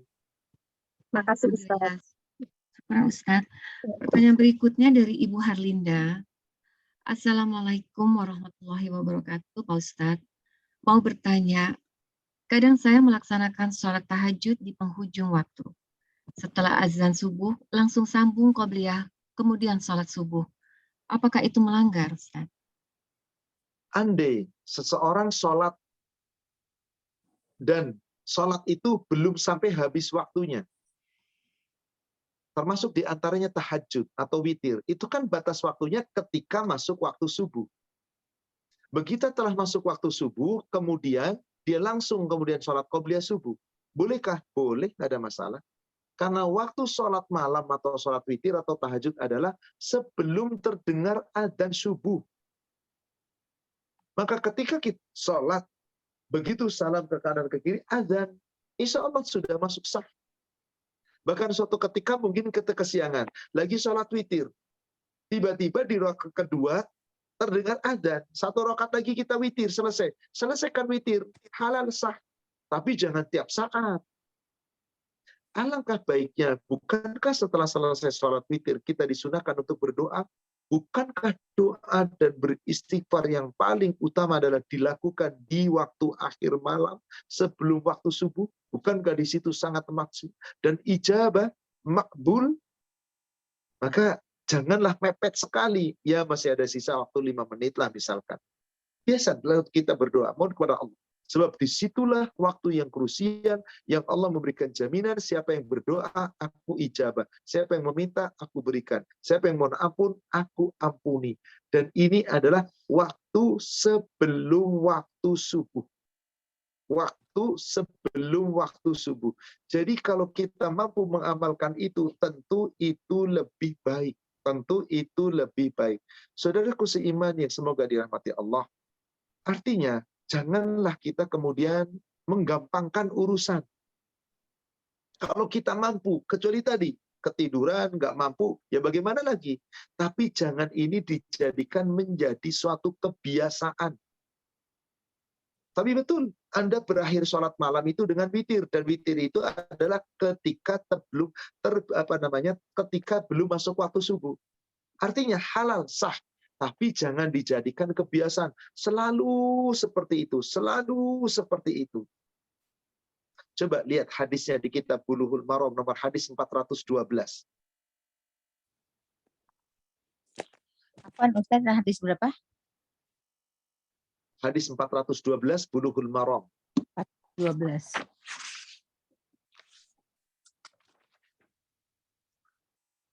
Dari Abu Sa'id Al-Khudri radhiyallahu an, bahwasanya Nabi Shallallahu alaihi wasallam bersabda, berwitirlah sebelum tiba waktu subuh. berwitirlah sebelum tiba waktu. Yang penting memang batas maksimalnya sebelum subuh. Kalau subuh sudah tiba, berarti habis waktu witir. Ibu, lihat ke hadis satunya, 413-nya. Sedangkan di dalam riwayat Ibu Hibban disebutkan, barang siapa yang mendapatkan waktu subuh namun belum sholat witir, maka tidak ada witir baginya.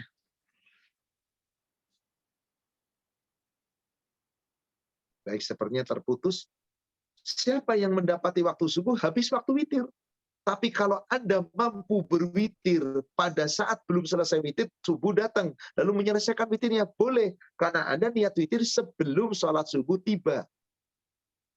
Ini kalau dalam keadaan darurat, maka insya Allah boleh. Kepada pertanyaan Ibu berarti, bolehkah? Boleh. Tapi jangan dibiasakan terlalu mepet. Maka Rasul selalu berpesan, berwitir itu sebelum datangnya waktu subuh. Berwitir sebelum datangnya waktu subuh. Kalau sudah terbit waktu subuh, hilang waktu sholat malam dan sholat witir. Maka sebelum subuh, berwitir. Lebih tegas lagi. Ibu satu hadis lagi, 416-nya. Demikian pesan Rasul. Dari Ibnu Umar radhiyallahu an, dari Nabi Shallallahu alaihi wasallam, beliau bersabda, apabila telah terbit fajar, maka telah hilanglah waktu sholat malam dan sholat witir. Maka berwitirlah sebelum terbit fajar. Intinya, batas akhirnya sebelum terbit fajar itu maksudnya sholat subuh tiba. Demikian Ibu, wallahu a'lam. Semoga jelas. Syukran Ustaz. Pertanyaan berikutnya dari Ibu Okti Ukar. Assalamualaikum warahmatullahi wabarakatuh. Pak Ustadz, untuk ilmu yang disampaikan pagi ini, pertanyaan saya adalah, apakah boleh ditambah bacaan doa lain setelah membaca doa setelah tasyahud akhir yang tadi disampaikan? Waalaikumsalam. Boleh.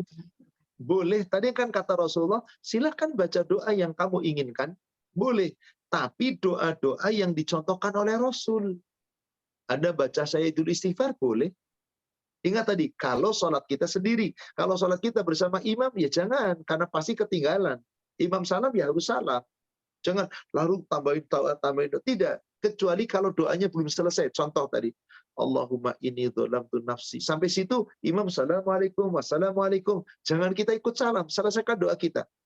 Dzolamtu nafsi dzulman katsira wa la yaghfiru dzunuba illa anta faghfir li maghfiratan min indika warhamni innaka antal ghafur. Selesaikan, baru kita salam. Ketinggalan gerakan imam sedikit karena itu sudah selesai sholat. Nggak ada masalah insya Allah. Yang nggak boleh itu kalau sholat masih berlangsung. Anda sedang tasyahud misalkan.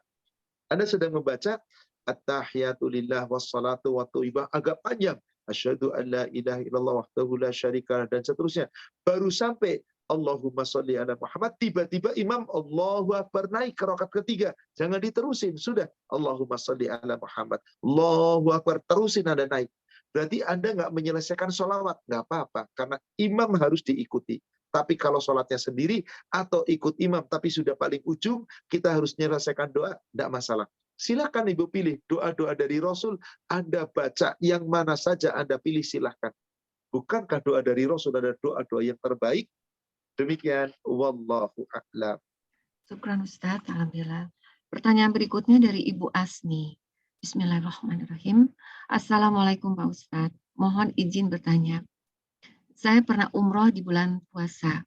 Dalam sholat tarawih kan bacaannya imamnya panjang. Ada ibu-ibu di sebelah saya mengikuti imam dengan membuka Al-Quran. Apakah boleh atau cukup dengan mendengarkan imam saja? Oh, tadi sudah ya Ustaz ya. Baik, sebetulnya begini. Di zaman Rasul belum ada mushaf. Nggak ada sahabat yang pegang mushaf, itu nggak ada. Semua itu sahabat itu di sini. Sahabat itu memang luar biasa. Cara menghafal Quran sahabat, subhanallah. Bukan cuma laki-laki loh. Perempuan pun demikian. Karena kemampuan beliau yang begitu bersih pikirannya, yang begitu bersih niatnya, sehingga tidak tercemar sedikit pun.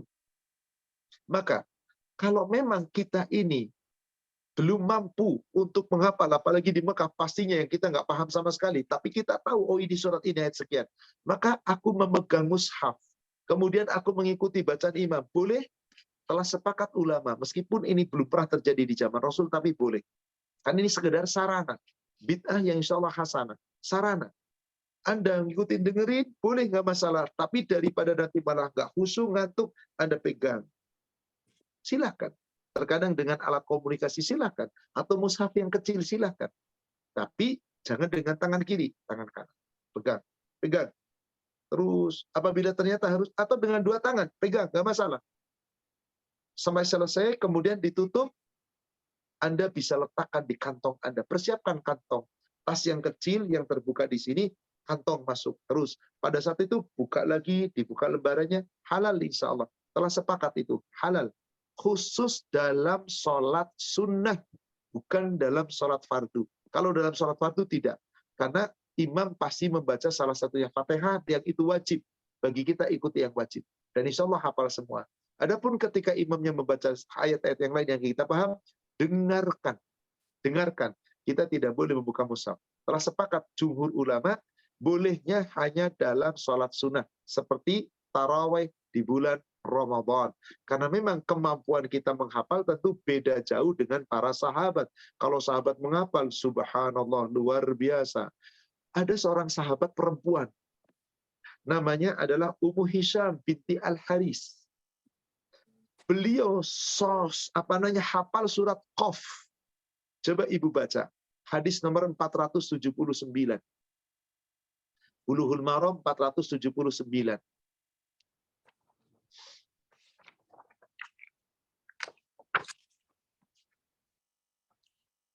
Dari Ummu Hisham binti Harisah bin An-Nu'man radhiyallahu an, dia berkata, aku tidaklah hafal surat Qaf wal Qur'anil Majid kecuali melalui lisan Rasulullah Shallallahu Alaihi Wasallam yang beliau baca setiap Jumat di atas mimbar ketika berkhutbah di depan para jemaah. Apa maksudnya kira-kira Ibu? Coba lihat di footnote, ada footnote, ada catatan kaki. Apa yang dimaksud aku tidaklah hafaz? Aku tidaklah hafaz, maksudnya aku tidaklah menghafal. Surat Qaf Al-Quranul Majid, surat 50, ada 45 ayat. Dan ini bukan surat pendek-pendek, ayatnya agak panjang-panjang. Ada pula yang pendek-pendek. Intinya 45 ayat dihafal oleh wanita ini, yaitu yang namanya Ummu Hisham binti Al-Harithah. Silakan Ibu lihat footnote-nya Ibu, keterangan dalam catatan kakinya. Diriwayatkan oleh Muslim yang itu ya Ustadz ya? Iya, betul-betul.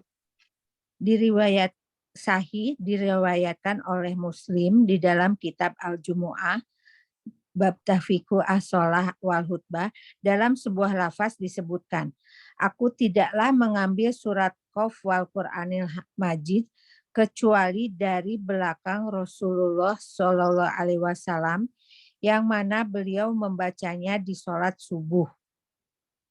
Jadi Rasul membaca surat Qaf itu kadang-kadang di sholat subuh. Baca surat Qaf kadang-kadang di waktu sholat Jum'ah. Atau ketika beliau sedang khutbah. Nah, wanita ini yaitu Ummu Hisham binti Harithah bin An-Nu'man. Itu selalu ikut sholat subuh dengan Rasul. Sering. Terkadang ikut sholat Jum'ah. Dan dengar Rasul baca surat Qaf. Hafal. Tanpa megang mushaf. Hanya dengar. Karena betapa bersihnya akidah mereka itu. Enggak dikotori dengan nafsu duniawi. Bisa menghafal hanya dengar. Kalau kita coba gimana? Boleh meskipun berulang-ulang. Enggak bakal hafal-hafal. Kecuali dibuka, ulangi. Seperti itulah. Artinya apa di sini? Orang yang sungguh-sungguh menghafal pasti bisa insya Allah. Ingat, jangan suuzon sama Allah. Berhusnuzonnah. Dan yakinlah Allah memberikan kemampuan. Sudah berusaha, tidak bisa, Allah Maha tahu kemampuan kita. Demikian, wallahu a'lam. Alhamdulillah, syukur Ustaz. Pertanyaan berikutnya dari Ibu Nuri. Bismillahirrahmanirrahim. Assalamualaikum Ustaz, izin bertanya. Apakah benar kita tidak boleh membaca doa yang berasal dari ayat-ayat Al-Quran pada waktu sujud? Jika benar, doa apa yang sebaiknya kita baca waktu sujud sesudah doa bacaan sholat? Memang ada dalil yang menyatakan itu. bahwasanya Rasulullah SAW dilarang oleh Allah ketika sujud membaca ayat Al-Quran. Ketika sujud membaca ayat Al-Quran. Apakah kemudian berarti kita tidak boleh membaca ayat Al-Quran ketika di dalam sujud? Iya, Allah yang melarang. Kalau sudah dilarang Allah, berarti kita jangan membuat. Jangan membuat aturan. Karena sudah dilarang. Lalu bedakan membaca Quran dengan berdoa. Saya buatkan contoh. Coba ibu buka surat Al-Quran, surat 2, Al-Baqarah, ayat 201. Coba buka.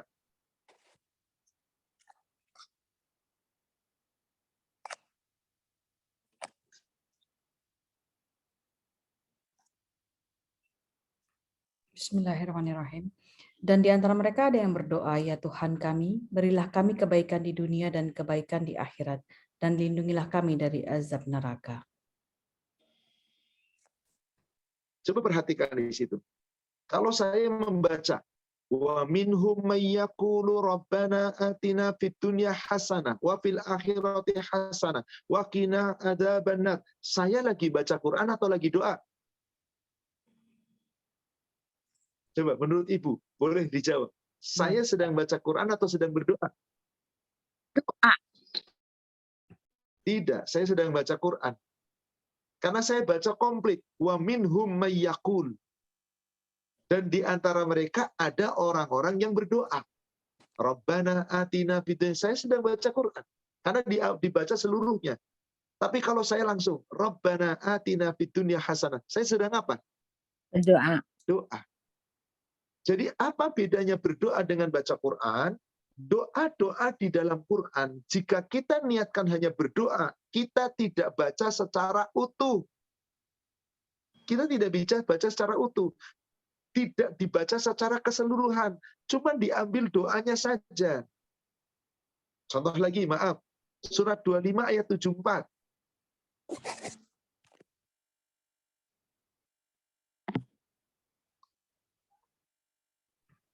Bismillahirrahmanirrahim. Dan orang-orang yang berkata, ya Tuhan kami, anugerahkanlah kepada kami pasangan kami dan keturunan kami sebagai penyenang hati kami, dan jadikanlah kami pemimpin bagi orang-orang yang bertakwa. Ibu coba simak. Menurut Ibu saya sedang berdoa atau saya sedang baca Quran? Baca ya. وَالَّذِينَ يَقُولُونَ رَبَّنَا هَبْ لَنَا مِنْ أَزْوَاجِنَا وَذُرِّيَّاتِنَا قُرَّةَ أَعْيُنٍ وَجَعَلْنَا لِلْمُتَّقِينَ إِمَامًا. Saya sedang baca Quran atau doa? Baca Quran. Halo Ibu, mohon dijawab. Saya sedang baca Quran atau doa tadi? Baca. Tadi Doa. baca. Kenapa dikatakan Berdoa, saya baca Ustaz. Quran? Karena lengkap bacanya. Karena saya baca seluruh ayat. Iya. Walladzina yaqulun, dan orang-orang yang berdoa. Kalau saya langsung Rabbana hablana min azwajina, berarti boleh nggak saya dalam sholat membaca Rabbana hablana? Boleh. Rabbana atina, boleh. Anda tidak baca Quran, Anda sedang berdoa. Qadarullah, doa itu dicontohkan Allah, difirmankan Allah dalam Al-Quran. Yang nggak boleh itu membaca Quran. Nah itu, tolong bedakan. Ibu lihat hadis nomor Muslim nomor 433. Yang nggak boleh itu membaca Quran. Dan bukan cuma kita yang dilarang, Rasul dilarang oleh Allah. Dan itu wahyu langsung dari Allah, wahyu kenabian melalui malaikat Jibril. Muslim 433. Dari Ibnu Abbas radhiyallahu anhu katanya, Rasulullah Shallallahu alaihi wasallam membuka tirai kamarnya ketika beliau sakit akan meninggal. Padahal ketika itu jamaah sedang sholat berjamaah diimami Abu Bakar. Lalu beliau bersabda, sesungguhnya tidak ada lagi wahyu kenabian yang ketinggalan yang harus kusampaikan, kecuali mimpi baik seorang muslim. Ketahuilah, aku dilarang membaca Quran dalam ruku dan sujud. Agungkanlah Allah Azza wa Jalla di dalam ruku dan perbanyaklah doa di dalam sujud. Pasti doamu diperkenankan Allah Subhanahu wa Sepertinya suaranya Ta'ala. terputus-putus. Baik. Coba lihat di sini. Sesungguhnya tidak ada lagi wahyu kenabian Tidak ada lagi wahyu kenabian. Ini kan Rasul sudah wafat. Udah nggak ada lagi wahyu Quran turun. Terakhir wahyu Quran turun kan mana? Ketika beliau sedang wukuf di Arafah. Udah nggak ada wahyu lagi. Dan di antara ketetapan Allah adalah beliau Shallallahu Alaihi Wasallam dilarang membaca Quran dalam ruku dan sujud. Dilarang membaca. Tapi kalau berdoa, halal, diperintahkan berdoa kok. Bersungguh-sungguhlah kamu dalam berdoa. Semoga Allah kabulkan. Maka ketika Rasul menyampaikan ini, sahabat mengatakan, Ali bin Abi Thalib pun mengatakan, di hadis berikutnya, yang 434, aku dilarang oleh Rasul membaca Quran dalam ruku dan sujud. Karena Rasul pun dilarang oleh Allah. Jadi yang nggak boleh itu berdoa dalam Al-Quran atau membaca Al-Quran. Membacanya, kalau berdoa dalam Al-Quran boleh. Contoh, satu lagi. Ibu, kalau saya membaca Rabbi auzi'ni an ashkura ni'mataka allati an'amta 'alayya wa 'ala walidayya. Ini saya sedang berdoa atau baca Quran? Berdoa. Berdoa. Karena langsung. Kalau baca Quran itu panjang sebelumnya. Surat 46 ayat 15. Surat Al-Ahqaf, surat 46 ayat 15. 46 ayat 15. 15. Coba perhatikan di sana.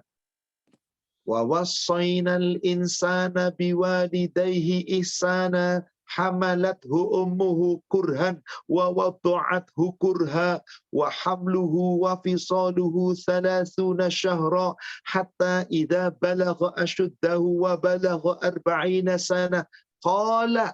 Itu setengah ayat sendiri. Rabbi auzi'ni an ashkura nikmataka allati. Jadi kalau saya lagi ruku, saya lagi sujud, kemudian saya membaca doa ini boleh atau tidak? Tidak. Membaca doa. Membaca doa. Boleh. Membaca doa boleh. Yang Boleh, Rabbi Ustaz. dari Robbi. Nggak masalah. Saya dalam sholat membaca ini lagi tasyahud akhir sebelum salam, nggak masalah. Tapi langsung Rabbi auzi'ni dan seterusnya. Kalau baca Quran, wa wassaynal insana biwalidayhi, dari awal. Itulah bedanya. Yang dilarang adalah membaca Quran. Tapi kalau berdoa, silakan diperintahkan berdoa. Dan doa bisa diambil dari Al-Quran, doa juga bisa diambil dari Al-Hadis. Yang nggak boleh adalah berdoa menurut bahasa kita. Ini tidak boleh. Doa menurut bahasa saya. Saya orang Indonesia pakai bahasa Indonesia. Ada orang Singapura pakai bahasa Melayu atau pakai bahasa Inggris. Tidak. Karena dalam sholat gak boleh ada ucapan manusia. Bulughul Maram nomor hadis 234. 234. 234.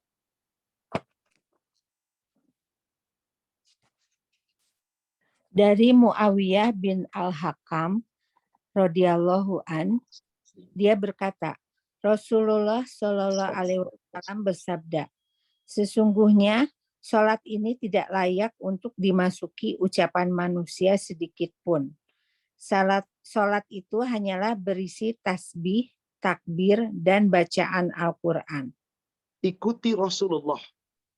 Doa-doanya, zikir-zikirnya, tasbih, tahmid, takbirnya, baca Qur'annya, hanya saat berdiri. Al-Fatihah, baca surat, rakaat 1 dan 2. Baca Al-Fatihah saja, rakaat 2 dan 3. Dan yang lainnya dengan doa-doa yang dicontohkan. Nggak boleh dengan bahasa kita. Demikian, semoga paham dan semoga jelas untuk semua jamaah. Wallahu a'lam. Berikutnya. Terima kasih, Ustaz. Syukran, Ustaz. Pertanyaan berikutnya dari Ibu Wulandari Ekasari. Assalamualaikum Ustaz. Apakah boleh biar salat khusyuk? Terkadang saya menutup mata saat sholat, bukan melihat sajadah. Kalau menutup itu terkadang, kadang-kadang kalau kita paham bacaan, sudah surat pendek kita paham. Contoh, kita pernah membahas surat At-Takasur. Alhaakumut takatsur hatta zurtumul maqabir kalla sawfa ta'lamun summa kalla sawfa. Di situ kita bayangkan kalau kamu lihat neraka. Kalau kita bacanya begini kadang kurang khusyuk. Di saat ayat itu dibaca, kita merem sambil memahami, sambil membayangkan, ya Allah, kalau aku lihat neraka, pasti aku nggak bakal macam-macam di dunia. Saat itu menambah kehusyuan. Maka telah sepakat para ulama, boleh. Yang tidak boleh adalah Anda memejamkan mata sepanjang Anda baca surat. Alhaakumut takatsur hatta zurtumul. Merem terus, itu tidak boleh. Tapi terkadang ada pengen khusyuk, kadang merem, lalu nanti melek lagi. Insya Allah. Karena sifat kayak kita, karena belum paham bahasa, kalau nggak merem, kadang merasa kurang khusyuk. Coba perhatikan, imam-imam haram. Mereka kan sudah hafaz semua. Dan orang Arab lagi, baca langsung paham artinya. Nggak pernah merem sholatnya, tetap melek. Menghadap ke tempat sujudnya. Kadang-kadang menghadap ke arah ke sedikit depan. Nggak masalah. Tapi kalau kita memang terkadang ingin khusyuk, terkadang ada kombinasi tadi. Kadang melek, kadang-kadang merem. Yang penting tidak memejamkan mata sepanjang itu. Demikian, semoga dimaafkan oleh Allah. Dan itulah kemampuan kita. Betul, kadang-kadang terutama kalau lagi sholat malam ya, kalau sholat sholat biasa kan sholat fardu, kita kadang-kadang ya pas-pasan lah waktunya, tidak terlalu banyak. Kalau sholat malam kan kadang kita ingin bacaan yang panjang, kadang-kadang kita ingin bacaan rukunya diperpanjang sehingga kita bisa menikmati bacaan itu. Subhanaka Allahumma Rabbana wa bihamdika Allahumma firli. Ketika kita sedang tasyahud, saat kita berdoa di sebelum salam, Allahumma inni zalamtu nafsi zulman katsira, sambil memejamkan mata, tidak melihat ke tempat kita telunjuk ketika tasyahud. Semoga dimaafkan karena Allah tahu tujuan Anda saat itu ingin lebih khusyuk di dalam hati. Wallahu a'lam. Semoga ini bagian daripada rukhsah, keringanan karena kemampuan kita yang berbeda dengan orang yang sudah paham betul. Demikian, wallahu a'lam. Alhamdulillah, syukran Ustaz. Pertanyaan berikutnya dari Ibu Delina Partadireja. Assalamualaikum Ustadz. Apabila sedang berhalangan sholat, tetapi sudah terbiasa bangun malam, apakah mengaji atau berzikir tetap doanya dijabah karena di sepertiga akhir malam? Ustadz? Insya Allah. Karena memang seorang wanita tidak boleh sholat di saat sedang haid dan tidak perlu ada qadha. Saat itu akidahnya berkurang, tidak masalah. Anda tetap bangun malam, Anda berzikir, Anda berdoa, bismillah. Haid tidak mengurangi kekhusyuan kita dalam berdoa. Haid hanya ditinggalkan sholat. Tentu hubungan suami istri tidak boleh, masuk ke masjid tidak boleh. Bagi orang yang sedang berhaji, berumrah tidak boleh tawaf. Karena tidak boleh masuk ke dalam masjid dalam keadaan najis. Maka seperti itu yang ditinggalkan. Adapun sisanya kerjakan. Ada berzikir, ada berdoa, terus mohon kepada Allah, ada beristighfar. Bahkan boleh jadi karena Anda nggak sholat, waktu itu lebih khusyuk untuk berdoa, berminta kepada Allah. Dan banyak-banyak mohon ampun kepada Allah. Insya Allah tidak mengapa. Demikian. Wallahu a'lam. Alhamdulillah, syukran Ustaz. Pertanyaan berikutnya akan Bu Dini mau tanya langsung. Silakan Bu Dini. Afwan Ustadz, saya ingin bertanya, kalau seandainya dalam doa ketika sujud kita mengganti domir, misalnya dari Allahumma ya muqallibal qulub sabit kolbu, jadi kolbuna, itu boleh nggak Boleh. Ustadz? Boleh, karena itu doa-doa yang memang Rasulullah perintahkan kapan saja, di mana saja. Domirnya kita rubah. Tapi kalau doa-doa yang sudah tetap dalam itu, Rabbana dzalamna anfusana wa illa tadi doa yang diajarkan kepada Abu Bakar, Allahumma inni dzalamtu nafsi. Jangan dirubah domirnya. Allahumma inna dzalamna nafsina. Itu nggak boleh, karena Rasulullah sudah menetapkan. Dan itu dalam tasyahud. Itu doa yang khusus dibaca dalam sholat. Maka domirnya jangan dirubah. Nah, Ustaz. Allahumma inni a'udzubika min adzabi jahannam. Jangan Allahumma inna na'udzubika min adzabi jahannam. Wa na'udzubika. Tujuannya baik, aku dan semuanya, keluargaku. Tapi khusus yang doa-doa khusus yang Rasul ajarkan dalam sholat, maka tidak boleh. Tapi doa-doa yang sifatnya umum, yang boleh dibaca dalam sholat boleh, di luar sholat boleh, dibaca domirnya dirubah boleh. Contohnya tadi, ya muqallibal qulub, tsabbit qalbi ala dinika. Rubah, ya muqallibal qulub, tsabbit qulubana ala dinika. Ya musarrifal qulub, sarrif qulubana ala ta'atika. Jadi kita niatkan supaya hati kami, aku, istri, dan anak keturunan semoga diberikan. Insya Allah yang seperti itu boleh. Termasuk doa ketika minta surga. Allahumma inni as'alukal jannah wa a'udzubika minan nar. Anda minta domirnya dirubah. Allahumma inna nas'alukal jannah wa na'udzubika minan nar. Meskipun itu dalam sholat, boleh. Karena doa-doa ini bukan doa khusus yang Allah ajarkan melalui Rasulnya dalam sholat. Tapi doa umum bisa dibaca kapan saja. Bedakan itu Ibu. Andai kata doa itu khusus Rasul ajarkan dalam sholat, jangan merubah domir. Jangan merubah kaifiyah doa. Ikuti letterleh. Tapi kalau Anda berdoa dalam sholat dari doa-doa yang lain, yang sifatnya umum, boleh. Allahumma inni as'alukal huda wa tuqa wal afafa wal ghina. Allahumma inna nas'alukal huda wa tuqa, dan seterusnya. Demikian Ibu. Jazakillah khairan Ustaz. Ya. Syukran Ustaz. Pertanyaan berikutnya dari Ibu Lisa. Assalamualaikum Ustaz yang dirahmati Allah Subhanahu wa taala dan pengurus majelis sekalian, mohon pencerahannya. Bahwa yang saya ketahui waktu subuh di Indonesia terlalu awal, lebih cepat sekitar 26 sampai 28 menit. Sepertinya azan subuh yang dikumandangkan itu saat fajar kadzib, fajar semu, dan belum masuk fajar shadiq, fajar nyata. Bukankah sholat subuh harusnya ditegakkan saat masuk fajar shadiq? Jazakumullah khairan Ustaz. Afwan, kepada Ibu penanya, setahu saya, dari mana Ibu meyakini bahwa di sini terlalu cepat? Dari mana? Silahkan Ibu, kalau rumahnya ada di sebuah pantai, apalagi punya rumah lantainya tinggi, monggo silahkan lihat di waktu azan subuh terkumandang. Ibu lihat di ufuk timur sudah ada cahaya putih, garis putih memanjang di ufuk timur. Berarti cahaya fajar sudah keluar. Kalau fajar kadzib, itu nggak ada cahaya sama sekali, masih gelap. Itu sulit kalau kita lihatnya di tengah-tengah kota, banyak lampu dan cahaya. Nggak bisa. Tapi kalau di perkampungan, tempat terpencil, di pantai, coba lihat. Akan terlihat jelas di ufuk timur. Ibu, sholat itu dilihat melalui perhitungan waktu edar matahari.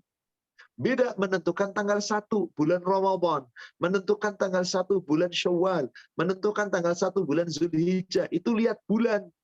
Sulit kalau untuk dihitung, karena peredaran bulan tidak sesuai dengan perhitungan. Kalau toh ada beda derajat, nanti ribut. Makanya Rasul suruh lihat bulan. Kalau sholat, itu nggak usah lihat matahari. Bisa dihitung. Maka waktu-waktu sholat yang sudah diterbitkan dan telah disetujui oleh depan, sama. Insya Allah. Waktu di sana juga di subuh di Mekah juga sama. Dengan perhitungan. Memang pernah ada desas-desus. Seorang ahli ilmu falak di negara kita, seorang profesor doktor dari UGM, sempat melampaikan ini. Bahwa Indonesia waktu subuhnya kecepatan sekitar 20 menit. Atau kurang dari 20 atau lebih dari 20. Kenapa belum ini? Dengan ilmu teknologi. Tadi sudah dikatakan. Betul, fajar itu ada dua. Fajar kadzib, fajar siddiq. Fajar kadzib itu adalah fajar yang sesungguhnya belum sampai waktu subuh tiba. Kenapa? Di ufuk timur belum ada cahaya. Cahayanya bukan melintang, tapi cahayanya ke atas. Seperti ekor serigala, kata Rasulullah. Itulah fajar kadzib. Sedangkan fajar siddiq, cahayanya sudah memanjang di ufuk timur. Kalau cahayanya baru semburat, berarti matahari masih jauh di bawah, maka cahayanya ke atas. Itu kadzib. Belum ada. Fajar belum terbit. Boleh sahur. Tapi belum boleh sholat subuh. Tapi kalau sudah siddiq, sudah sejajar dengan ufuk, berarti tanda matahari sudah mulai nongol. Maka itu siddiq, halal sholat subuh. Nggak boleh lagi sahur. Yang diperselisihkan waktu itu memang ada sanda cahaya. Cahaya itu bukan fajar siddiq, tapi kadzib. Maka Rasulullah mengatakan, fajar itu ada dua. Satu fajar siddiq, satu fajar kadzib. Apa maksudnya? Coba untuk lebih jelas. Lihat kitab Bulughul Maram nomor hadis 177.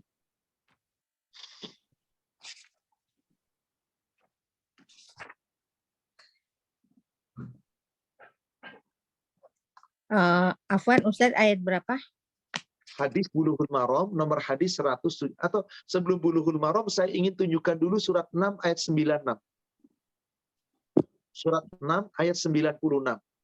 Coba buka. Ayat 96 Ustaz ya.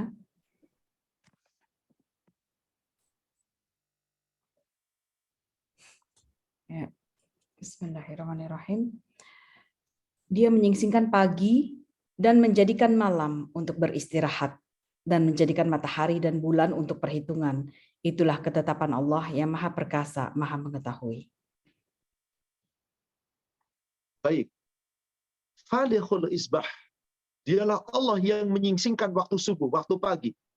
Wa ja'ala laila sakana. Allah jadikan malam itu tempat yang paling tenang, waktu istirahat yang paling nyaman. Wasyamsa wal qamara husbana. Bulan dan matahari dijadikan menjadi alat perhitungan. Jadi untuk menghitung waktu-waktu ibadah, Ramadan, Syawal, haji, itu harus lihat bulan. Tapi untuk waktu-waktu sholat, itu harus lihat matahari. Maka jika ibu lihat di Bulughul Maram 163, hadis nomor 163, itu waktu sholat semuanya berdasarkan matahari. Waktu sholat duhur ketika matahari telah gelincir sampai bayangan sepanjangnya. Waktu sholat asar adalah selama matahari warnanya belum kuning. Waktu sholat maghrib ketika matahari sudah gharib, nggak ada kelihatan, sampai cahaya sudah hilang di ufuk barat. Waktu sholat isya adalah sampai malam yang pertengahan. Sholat subuh adalah ketika telah tiba fajar. Fajar ada dua. Silakan buka hadis nomor 181. Bulughul Maram 181. Dari Ibnu Abbas radhiyallahu an, dia berkata, Rasulullah shallallahu alaihi wasallam bersabda, fajar itu ada dua. Fajar yang mengharamkan makan apabila berpuasa, serta sudah diperbolehkan untuk melaksanakan sholat subuh, dan fajar yang masih diharamkan untuk melaksanakan sholat, yaitu sholat subuh, dan masih dihalalkan makan sahur. Itulah dia, fajar ada dua. Satu fajar siddiq, subuh sudah tiba, maka haram sahur. Dua, fajar kadzib, subuh belum tiba, maka nggak boleh sholat subuh, halal sahur. Bagaimana keadaan fajar itu? Ibu lihat hadis 182-nya.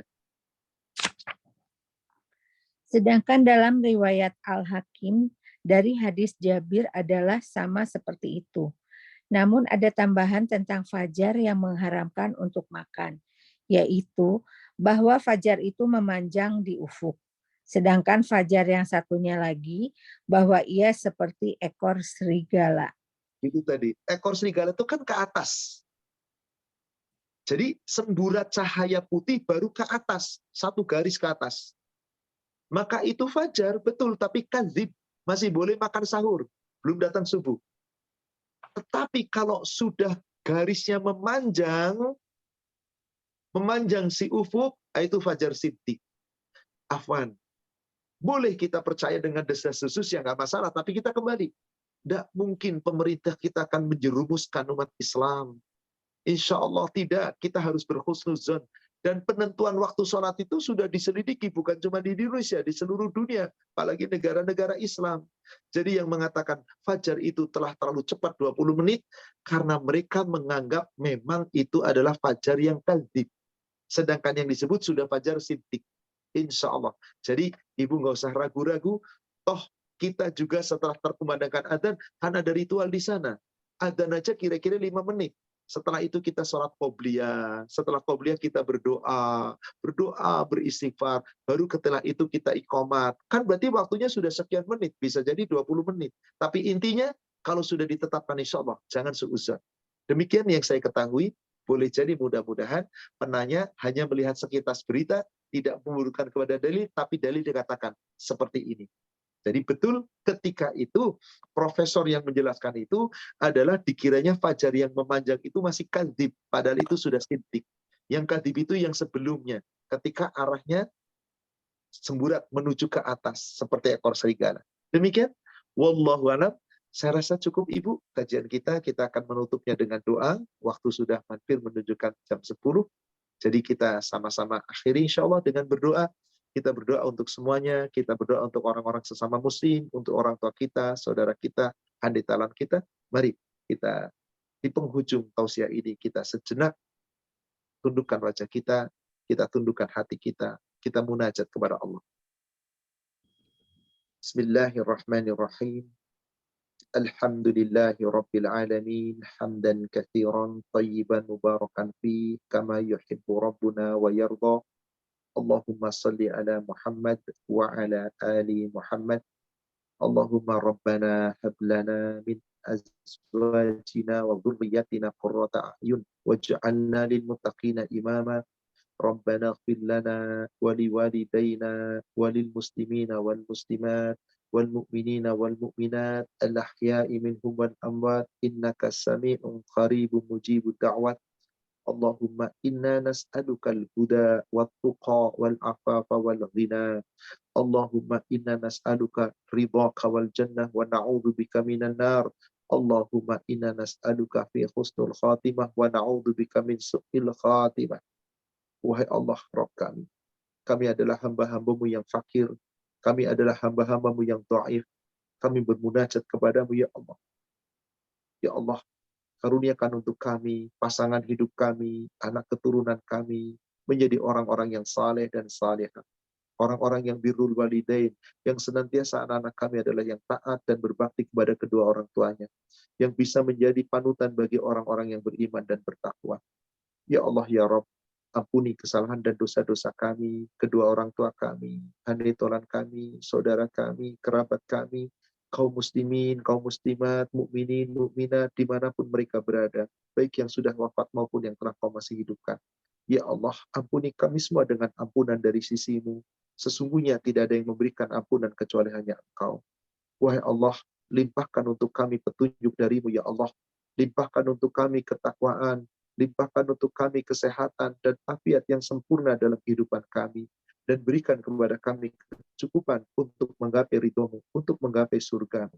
Ya Allah, ya Rabb, karuniakan kepada kami, ya Allah, agar kami semua termasuk penghuni surga-Mu, ya Allah.